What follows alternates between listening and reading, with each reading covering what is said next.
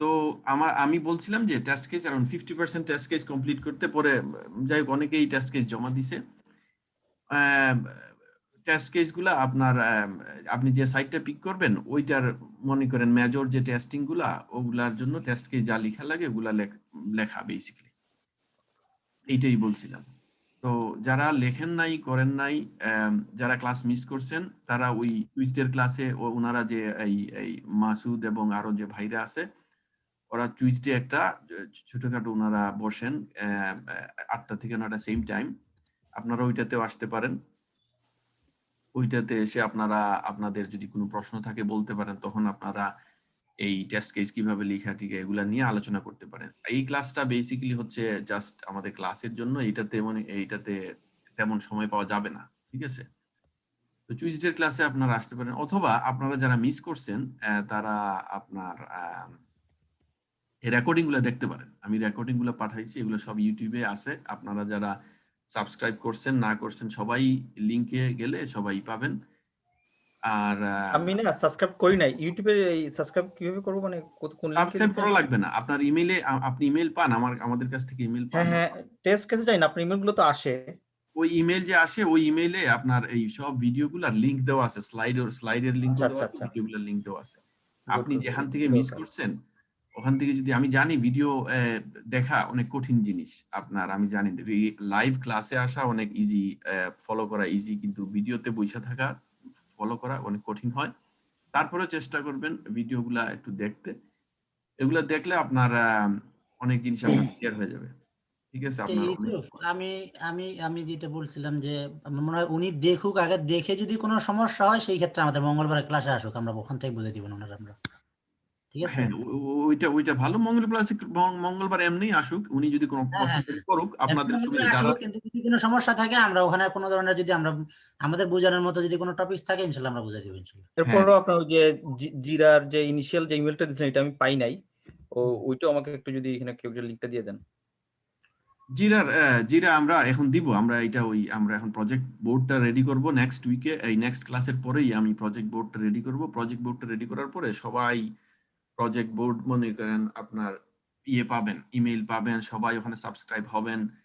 তখন সবাই আপনাদের বোর্ডে আপনাদের টাস্কগুলো দেখতে পাবেন।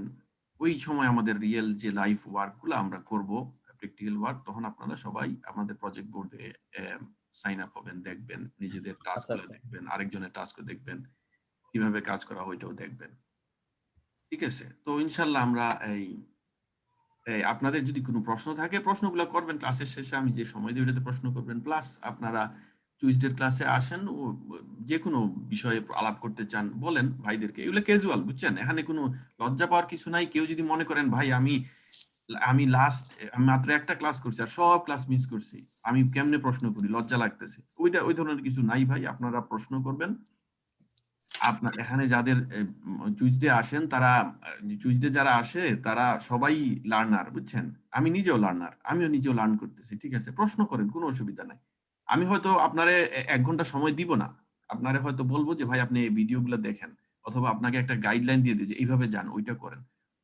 1 ঘন্টা সময় তো আপনাকে দিব না, কিন্তু আপনি প্রশ্ন করতে লজ্জা পায়েন না প্লিজ। আপনারা যাদেরই যে কোনো প্রশ্ন থাকে প্লিজ প্রশ্ন করেন। প্রশ্ন না করলে কখনো শিখবেন না, জানতেও পারবেন না। ভাই মনে করবেন ব্যাচেলর ক্লাব। এখানে সবাই মনে করেন আমরা আসছি, আমরা লার্নার, আমরা শিখতে শিখতেছি। ইনশাল্লাহ আমরা দেখি আল্লাহ আমাদেরকে কতটুকু, আমাদের তো তকদিরে যা রাখছে কি আছে আমরা জানি না, ঠিক আছে? আমরা এক্সপ্লোর করার চেষ্টা করতেছি। হয়তো এখান থেকে কেউ জব পাবেন, কেউ পাবেন না, আবার কেউ আজকে পাবেন, কেউ 2 মাস পরে পাবেন, কেউ 1 বছর পরে পাবেন। সবাই যে একসাথে পাই যাবেন এটাও না। তো এই ধরনের আমি দেখছি অনেক মানুষ আমার দেখার ভিতরে যারা অনেক ভালো পড়াশোনা করছে, করার পরে দেখা গেছে তারা জব পাইতেছে না, প্রায় 1 বছর 2 বছর পরে জব পাইছে, এরকমও আমার দেখার ভিতরে আছে। 3 বছর 4 বছর পরে পাইছে। তো কথা হইছে যে সেটা হচ্ছে আপনাকে কন্টিনিউয়াস ট্রাই করতে হবে, আপনাকে চেষ্টা করতে হবে জব পাওয়ার জন্য। আর আমাদের যে লেসন গুলা লার্ন করতেছি আমরা, এগুলো আমাদেরকে পিক আপ করতে হবে, জানতে হবে যে ভাই আমরা কি শিখলাম, জানলাম। এগুলো যদি লস্ট হয়ে যায় তাহলে আবার পিক আপ করতে হবে। ভাই কিছু এটা মনে হয় আগে পাওয়া যায় না।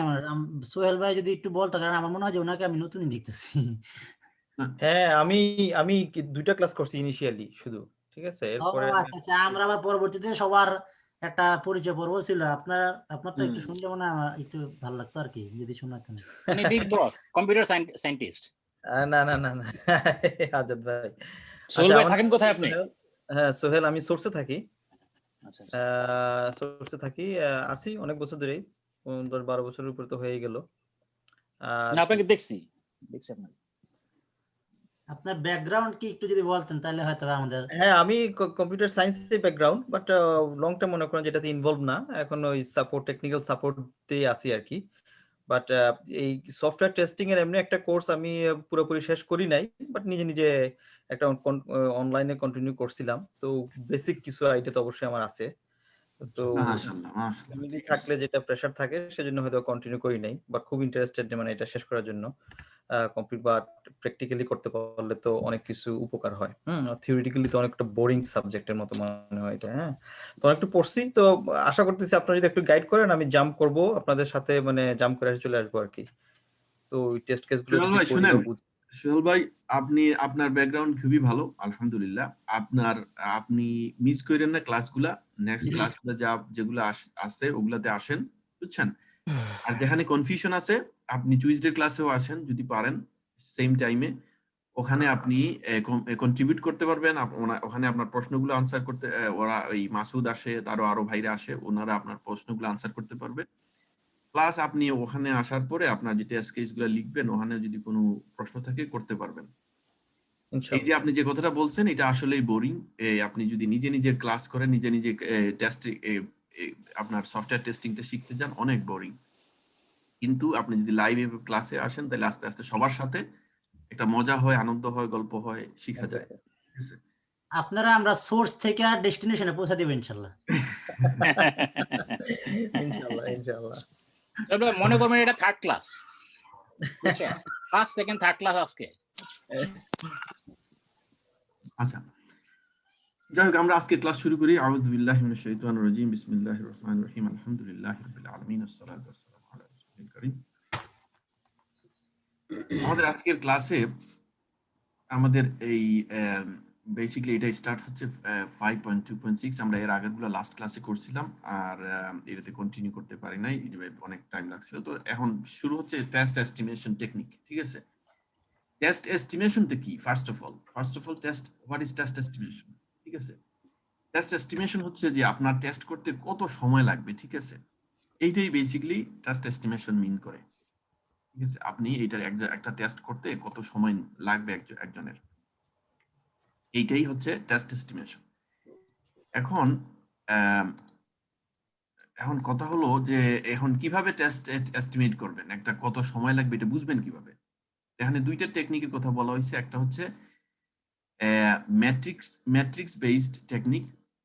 আর ম্যাট্রিক্সটা কি কেউ বলতে পারবেন? ম্যাট্রিক্স, আমি ম্যাট্রিক্স নিয়ে বলছিলাম গত ক্লাসে। ম্যাট্রিক্সটা কি আপনার আগে? হ্যাঁ মাসুদ ভাই বলেন।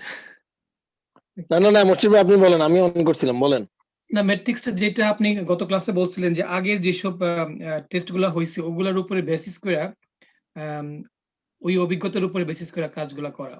হ্যাঁ, ম্যাট্রিক্সটা হচ্ছে বেসিক্যালি আপনার যে আগের ডেটা Data. আছে, ঠিক আছে, আগের যে Data, কাজগুলো করছিলেন ওই কাজের যে ডেটাগুলো আছে, মনে করেন আগে আমার একটা টেস্ট এক্সিকিউট করতে 5 মিনিট লাগছে। তো আমার যে আগের এক্সিকিউশনে 5 মিনিট লাগছে, মানে টোটাল 5টা টেস্ট এক্সিকিউট করতে আমার লাগছে 25 মিনিট।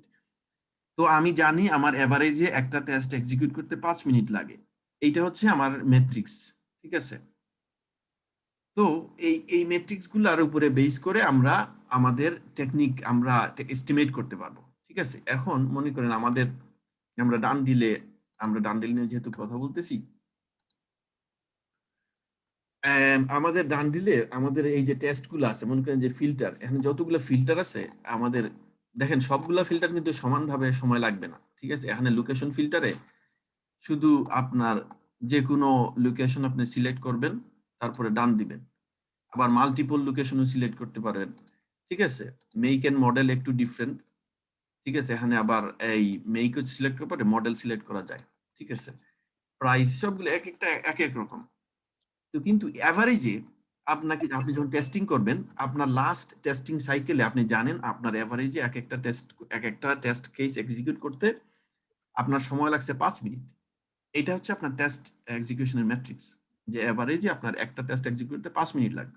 এখন আপনি টেস্ট আপনার কাছে আছে 500টা টেস্ট, ঠিক আছে। এখন যদি আমি আপনারে বলি যে ভাই আপনি এস্টিমেট করেন আপনার কত সময় লাগবে এই ম্যাট্রিক্স পেজ দিয়া, আপনার যদি এক একটা টেস্ট এক্সিকিউট করতে 5 মিনিট লাগে তাহলে 500টা টেস্ট এক্সিকিউট করতে কত সময় লাগবে, আপনি ওটা জাস্ট মাল্টিপ্লাই করবেন 500 দিয়া, ঠিক আছে। তো আপনার 500টা টেস্ট আপনার 5 দিয়ে মাল্টিপ্লাই 2500,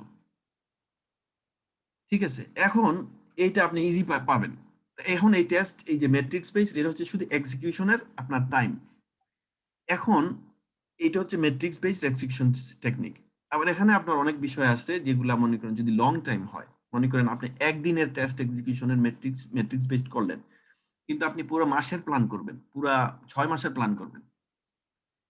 6 মাসের প্ল্যানিং এর ক্ষেত্রে আপনাকে ম্যাট্রিক্স বেসডেও আপনাকে কি নিতে হবে, কিছু কিছু এখানে কিন্তু বলে নাই, আমি নিজের থেকে এক্সপিরিয়েন্স বেসড বলতেছি, আমি কাজের অভিজ্ঞতা থেকে বলতেছি যে 6 মাসের প্ল্যানিং যখন আপনি করবেন তখন শুধু আপনার এক্সিকিউশন করতে কত সময় লাগে এইটার উপরে বললে হবে না, তখন আপনি দেখতে হবে মানুষের হলিডে প্ল্যানিং, কার কখন হলিডে আছে, মানুষ হলিডেতে যাবে, মানুষ সিক লিভ নিবে, তারপরে আপনার অ্যাডহক কাজগুলো আসবে, মনে করেন আপনার ইমার্জেন্সি যে আপনার হট ফিক্স গুলো আসবে, অনেকগুলো বিষয় আছে যেগুলো আপনাকে কনসিডারেশনে নিতে হবে 6 মাসের প্ল্যানিং এর ক্ষেত্রে।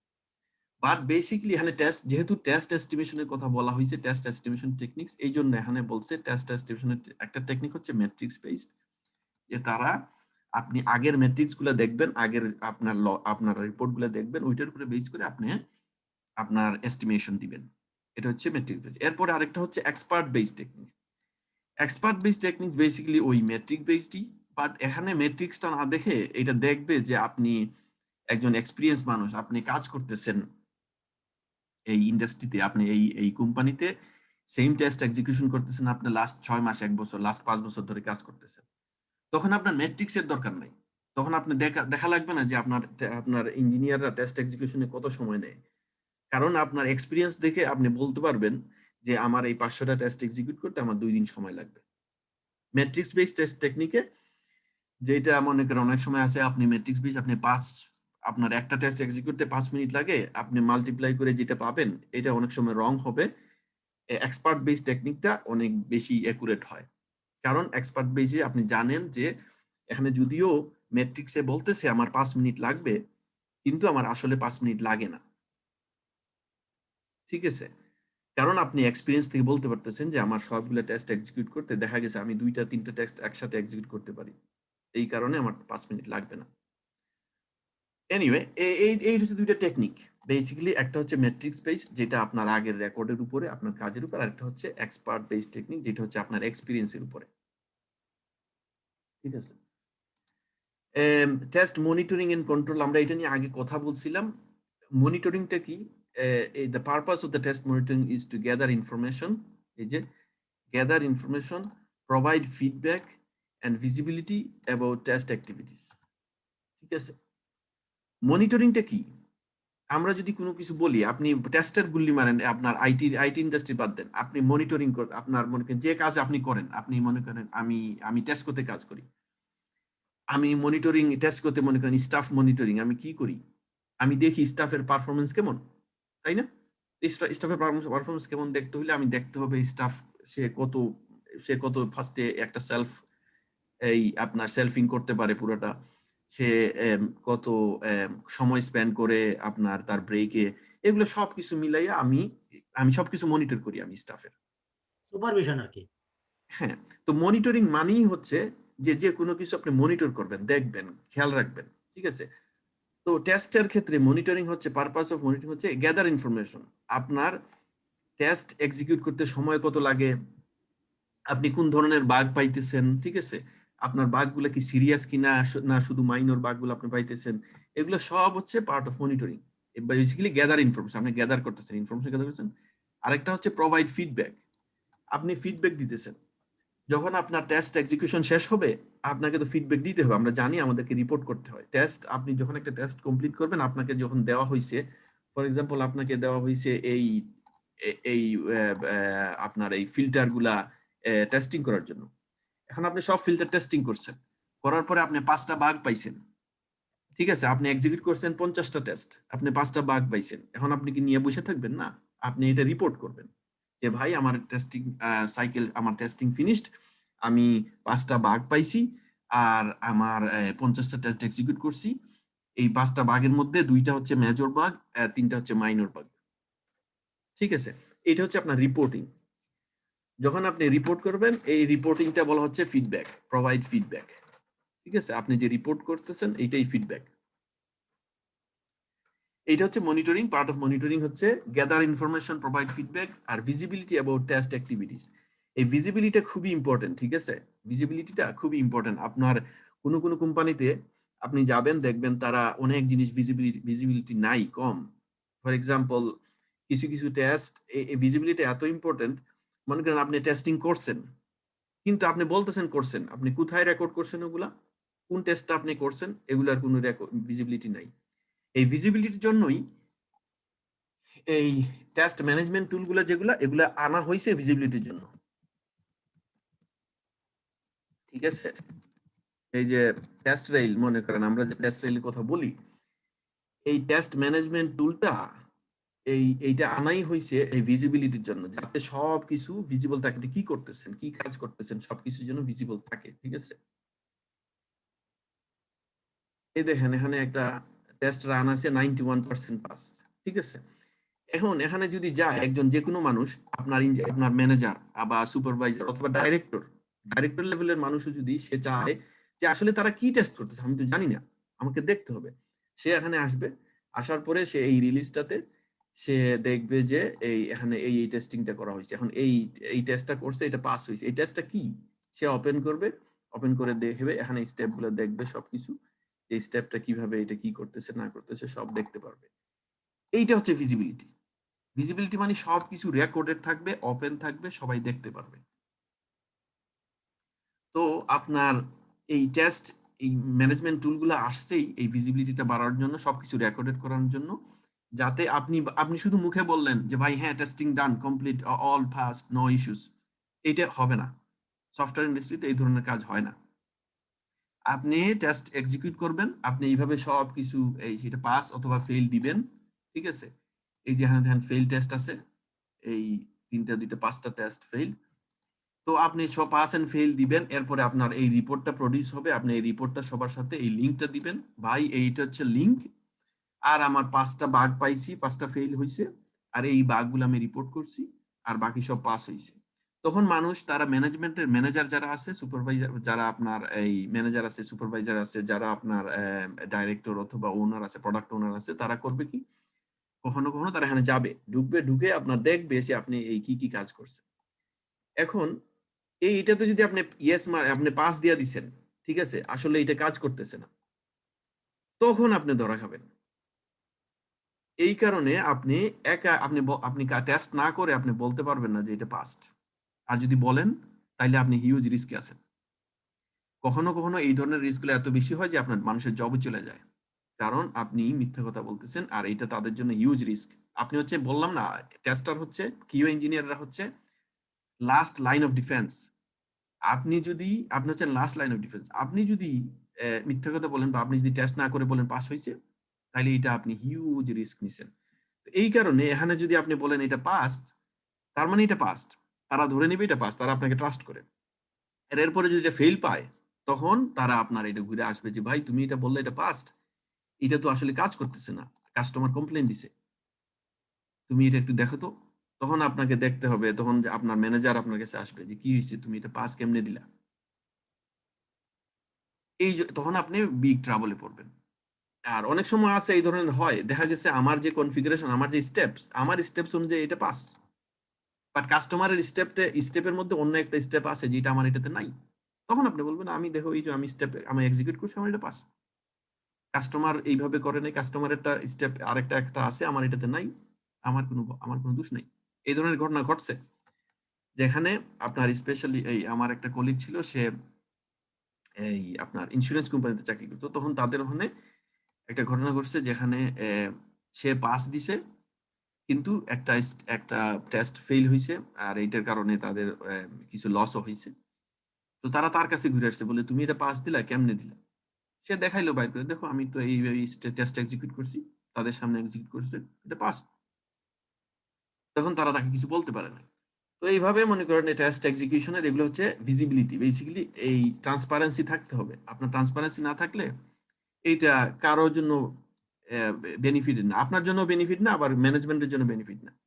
কারণ আপনি যদি একটা ট্রান্সপারেন্সি থাকে, আপনি যদি এইভাবে রেকর্ডের সবকিছু থাকে, আপনার যদি কেউ এসে বলে যে ভাই তুমি এটা টেস্টিং করলে, এটা কেমনে ইয়ে হইলো, আপনি বাইরে করে দেখাইতে পারবেন, দেখো এই বিষয়গুলো আমি টেস্টিং করছি, এর বাইরে আমি কিছু টেস্টিং করি নাই। যদি এর বাইরে কিছু থাকে তাইলে ম্যানেজমেন্ট আপনাকে বলতে হবে যে ভাই এর বাইরে এটা আছে, তুমি এটা টেস্টিং করে দাও। আর আপনার জন্য এটা আরো আপনার জন্য এই আপনি দেখাইতে পারবেন যে আমি এই টেস্ট করছি, এই দেখো এখানে রেজাল্ট, এগুলো সব রেকর্ডেড আছে। এটা আপনার জন্য বেনিফিশিয়াল। আবার সেম ভাবে ম্যানেজমেন্টের জন্য বেনিফিশিয়াল, কারণ ম্যানেজমেন্ট তখন দেখতে পারবে কোন জায়গায় টেস্ট গুলা ফেল করতেছে, তখন তারা প্ল্যানিং করতে পারবে। আমরা আগে কথা বলছিলাম এগুলা নিয়ে, টেস্ট প্ল্যানিং, এই টেস্ট গুলা, এই টেস্ট এগুলা রেকর্ড গুলার এই আমাদের ম্যাট্রিক্স গুলা কিভাবে ইউজ হবে, এগুলো আমরা কথা বলছিলাম। ম্যাট্রিক্স গুলা কেন এগুলা রেকর্ড করা হবে, কোথায় ফেলিং বেশি হইতেছে, ওইটার উপরে আমরা নেক্সট রিলিজে ওখানে বেশি এফোর্ট দিব। ঠিক আছে, এনিওয়ে এইটা হচ্ছে ভিজিবিলিটি। তো মনিটরিং এর পারপাস গুলো আমরা পড়লাম, জানলাম এখানে। Gathering information, provide feedback and visibility of test. Control, কন্ট্রোলটা বেসিক্যালি হচ্ছে corrective actions taken based on the report. আপনার এই রিপোর্টের উপরে আপনি কি কারেক্টিভ অ্যাকশনস নিছেন। এই যে রিপোর্টটা আমার প্রডিউস হইছে, এই যে দেখতেছেন 91% পাস, আমার 5টা ফেল আছে আর সবগুলা পাস, ঠিক আছে। এখন এই রিপোর্টের উপরে যদি আপনাকে কোনো কারেক্টিভ অ্যাকশন নেওয়া লাগে, ফর এক্সাম্পল অনেক সময় আছে এই ফেলগুলা কনফিগারেশন ইস্যু, ঠিক আছে। আপনার এটা নট নেসেসারিলি এটা একটা বাগ না, এটা অনেক সময় আছে আপনি কনফিগার করতে পারেন নাই। এই যে দেখেন এখানে ফি এন্ড পেমেন্ট আছে, ঠিক আছে। এখানে ফি এন্ড এই যে অনলাইন পেমেন্ট, এই অনলাইন পেমেন্ট, এই পেপ্যালের থ্রোতে পেমেন্ট, এটা কাজ করতেছে না, কারণ হচ্ছে আপনি কনফিগার করেন নাই এটা। অথবা আপনার যে যে যাকে আপনাকে যে এনভায়রনমেন্ট, যে টেস্টের এনভায়রনমেন্টটা দেওয়া হয়েছে, যে লিংকটা দেওয়া হয়েছে টেস্টিং করার জন্য, ওই লিংকটা, ওই এনভায়রনমেন্টটা প্রপারলি কনফিগার না। যে আপনাকে দিছে টেস্ট করার জন্য, যে এটা ডেভেলপ এই কনফিগার, যারা ডেভঅপস, যারা এই এনভায়রনমেন্টগুলো দেয়, যারা ডেভঅপসে কাজ করে, তারা হচ্ছে আপনাকে আপনার বিলটা রেডি করবে, রেডি করে আপনাকে দিবে এটা টেস্টিং করার জন্য। ওই ডেভঅপসটা তারা এটা কনফিগার করেন, অথবা আপনি নিজে করেন নাই কনফিগার। তো এই যে বিষয়গুলো আছে, এই কারেক্টিভ অ্যাকশনের মধ্যে সবগুলো পড়ে। যে আপনি যখন দেখবেন যে এটা আসলে ফেল করছে, কেন আমি কনফিগার করি নাই, তো আপনার জন্য কারেক্টিভ অ্যাকশনটি কি হবে বলেন তো? একটা কেউ বলতে পারবেন যে আমি একটা টেস্টিং করছি, আমি এই এই এই সাইটটা টেস্টিং করছি, আমার আসলে এই এই লোকেশন ফিল্টারটা কাজ করে নাই, ফেল করছে। কিন্তু এটা ফলটা কি কি জন্য ফেল করছে? এটা ফেল করছে কারণ হচ্ছে আমি কনফিগার করি নাই কারেক্টলি। আমার এখানে অ্যাডমিনে গিয়ে কনফিগার করা লাগবে, তাইলে এটা কাজ করবে। এখন আপনার জন্য কারেক্টিভ অ্যাকশন কি হবে? আপনি নেক্সট রিলিজে কারেক্টিভ অ্যাকশন কি হবে? আগে কনফিগার করতে হবে। কারেক্টিভ অ্যাকশনটা নেক্সট রিলিজের সময় হবে কি জানেন? আপনি নোট করে রাখবেন যে from now on any testing on filter must be checked. We must check configuration first, then test. এটা হচ্ছে আপনার কারেক্টিভ অ্যাকশন, যে আপনি আগে কনফিগারেশনটা চেক করবেন। এটা হচ্ছে আপনার কারেক্টিভ অ্যাকশন। তো কারেক্টিভ অ্যাকশনগুলো নট নেসেসারিলি বাগ ফিক্সিং হয়, অনেক সময় ম্যাক্সিমাম টাইমে কারেক্টিভ অ্যাকশনগুলো যে আমরা বাগ পাইছি এটা ডেভেলপাররা ফিক্স করে, ঠিক আছে। এটা হচ্ছে কারেক্টিভ অ্যাকশন। আবার অনেক সময় আছে আমি কনফিগার চেক করাটাও কারেক্টিভ অ্যাকশন, কারণ আমি জানতাম না যে আমি রেগুলার কনফিগারেশন চেক করব। এখন আমি জানি যে কনফিগারেশন কারেক্ট না হওয়ার কারণে আমি মনে করি, কনফিগারেশন বলতে কি, এইটা মনে করি এই টেস্টটা কাজ করতে হলে একটা পাসওয়ার্ড আছে, ওইটা দেওয়া লাগবে ওখানে, অথবা এইটা এপিআই তে কাজ করে, এপিআই এর কিটা আগে অ্যাড করতে হবে আমার কনফিগারেশন অ্যাডমিন সাইডে, তাইলে কাজ করবে, নইলে কাজ করবে না। তখন এই এপিআই কিটা আমি অ্যাড করি নাই, আমি টেস্টিং করছি, এটা ফেল করছে, কিন্তু যখন ডেভেলপার কাছে বলছি, সে বলছে তুমি এই এপিআই কিটা অ্যাড করবে, তখন আমি অ্যাড করছি, কাজ হয়েছে। তাহলে আমি কি শিখলাম? যে আমার কনফিগারেশনটা আগে দেখতে হবে। তার মানে আমার কারেক্টিভ অ্যাকশনটা হচ্ছে চেকিং কনফিগারেশন, এটা হচ্ছে আমার কারেক্টিভ অ্যাকশন। তো কারেক্টিভ অ্যাকশনগুলো সবসময় যে ডেভেলপাররা ফিক্স করবে এটা না, অনেক সময় আপনার কিউএ ইঞ্জিনিয়ার যারা আপনারা যারা আছেন জয়েন করবেন, তারাও এই তাদেরও কারেক্টিভ অ্যাকশন আছে, তারা কনফিগারেশন চেক করতে হবে, ঠিক আছে। তো এই corrective action taken based on the report, আপনার রিপোর্টের উপরে আপনি যে রিপোর্টটা প্রডিউস করছেন, এখানে এতটা ফেল এতটা পাস, এই জায়গায় এই সেক্টরে এই ফি এন্ড পেমেন্টে বেশি ফেল হয়েছে, এইটার উপরে বেস করে আপনি যে অ্যাকশনগুলো নিছেন ওইটাই কারেক্টিভ অ্যাকশন। আবার এটার উপরে বেস করে আপনি নেক্সট অ্যাকশন, নেক্সট রিলিজে অ্যাকশন নিছেন, ফর এক্সাম্পল আপনি নেক্সট রিলিজে ফি এন্ড পেমেন্টটা বেশি করে দেখবেন, এটাও একটা কারেক্টিভ অ্যাকশন। কেন? আমি এর আগে রিলিজে ফি এন্ড পেমেন্টে সবচেয়ে বেশি বাগ পাইছি, তাইলে আমি নেক্সট রিলিজে কি করব, ফি এন্ড পেমেন্টটা বেশি করে চেক করব, ভালো করে চেক করব, এটাও একটা corrective action. But basically anything, any action taken based on আপনার এই রিপোর্ট ইজ এরপর আমরা যে ম্যাট্রিক্স ইউজ ইন টেস্টিং, এখন এই যে ম্যাট্রিক্স, আমরা যে ম্যাট্রিক্স গুলো আমরা যে টেস্ট রান করি, টেস্টের রিপোর্ট প্রডিউস করি, তারপরে আমাদের যে একদম শুরু থেকে এই আপনার রিকোয়ারমেন্ট দেওয়া হয়, রিকোয়ারমেন্ট অ্যানালাইজ করি, আমরা টেস্ট কেস লিখি, এগুলো সব কিছুর আপনার আমাদের যে টেস্ট এক্সিকিউশন, এগুলো সব কিছুর ম্যাট্রিক্স আছে, আমরা এগুলো সব কিছুর রিপোর্ট গ্যাদারিং করি, ঠিক আছে। এখন এগুলোর মধ্যে কমন টেস্ট ম্যাট্রিক্স গুলো কি কি? এখানে কমন টেস্ট ম্যাট্রিক্স গুলোর কথা বলা হয়েছে, এটা হচ্ছে percentage of planned work done in the test case preparation. এখন মনে করেন আপনার কাছে দেওয়া হয়েছে এটা বেসিক্যালি, এগুলা সবকিছু প্রত্যেকটা যাওয়ার কথা দরকার নাই, বাট ম্যাট্রিক্সটা ইউজ করা হয়, আমরা প্রত্যেকটা অনেক সবগুলো স্টেপে আমরা ম্যাট্রিক্স গুলো ইউজ করতে পারি, তাই না? এখানে কমন ম্যাট্রিক্স গুলো কি কথা বলা হয়েছে, percentage of planned work done. আমরা যে in test case preparation, test case কখন প্রিপারেশন করি, আমাদের কাছে যখন রিকোয়ারমেন্ট গুলো দেওয়া হয়, ঠিক আছে, আমরা রিকোয়ারমেন্ট গুলো পড়ে রিকোয়ারমেন্ট অ্যানালাইসিস করে আমরা টেস্ট কেস গুলো লিখি। তো এই রিকোয়ারমেন্টের উপরে বেস করে কত পার্সেন্ট টেস্ট কেস আমাদের কমপ্লিট হয়েছে, এইটা হচ্ছে আমাদের ওয়ান অফ দা এই পার্সেন্টেজ অফ প্ল্যান ম্যাট্রিক্স, ঠিক আছে। কমন টেস্ট ম্যাট্রিক্স এর মধ্যে একটা ম্যাট্রিক্স হচ্ছে percentage of planned work done, আমাদের কত পার্সেন্ট কাজ কমপ্লিট হয়েছে on test case creation from requirement analysis, ঠিক আছে। Percentage of planned work done in test environment preparation. এখন এই টেস্ট এনভায়রনমেন্টে কি, টেস্ট এনভায়রনমেন্টে কি কেউ বলতে পারবেন? টেস্ট এনভায়রনমেন্ট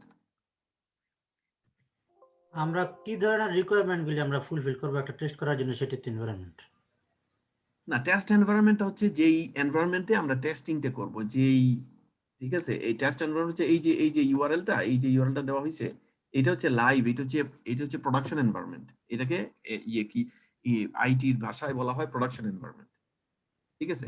প্রোডাকশন এনভায়রনমেন্ট কেন? প্রোডাকশন এনভায়রনমেন্ট মানে হচ্ছে যেটা এন্ড ইউজাররা দেখতে পারে, অলরেডি পাবলিশড হয়ে গেছে, এটা হচ্ছে প্রোডাকশন এনভায়রনমেন্ট। কিন্তু আপনাকে দেওয়া হবে, আপনাকে প্রোডাকশন এনভায়রনমেন্টে টেস্টিং করতে দেওয়া হবে না, আপনাকে প্রোডাকশন এনভায়রনমেন্টে আপনি করবেন, রিলিজ পাবলিশ হওয়ার পরে প্রোডাকশন এনভায়রনমেন্টে আপনি চেক করবেন ফিচারগুলো কাজ করে কিনা, বাট ওইটার আগে আপনাকে কি দেওয়া হবে, আপনাকে একটা টেস্ট এনভায়রনমেন্ট দেওয়া হবে, ডেমো একটা দেওয়া হবে। হ্যাঁ, টেস্ট এনভায়রনমেন্ট।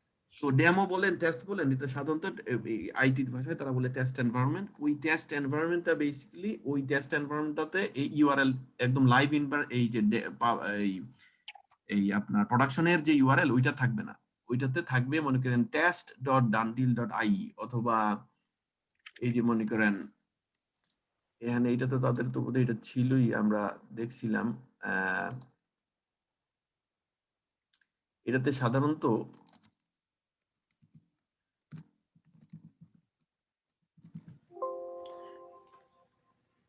এইটাতে না, এইটা হ্যাঁ, কানেকশন ইজ নট প্রাইভেট, এই যে এই ধরনের ইউআরএল থাকে test.dandil.ie, অথবা আপনাকে অন্য আপনার দেখা যাবে যে আপনাকে কেউ আপনার স্টেজিং এনভায়রনমেন্ট থাকে, ওখানে staging.dandil.ie, এই ধরনের ডিফারেন্ট এনভায়রনমেন্ট ইউআরএল থাকে। এটা বিল্ড বলে না ইউসুফ? বিল্ড না বলে মনে হয়।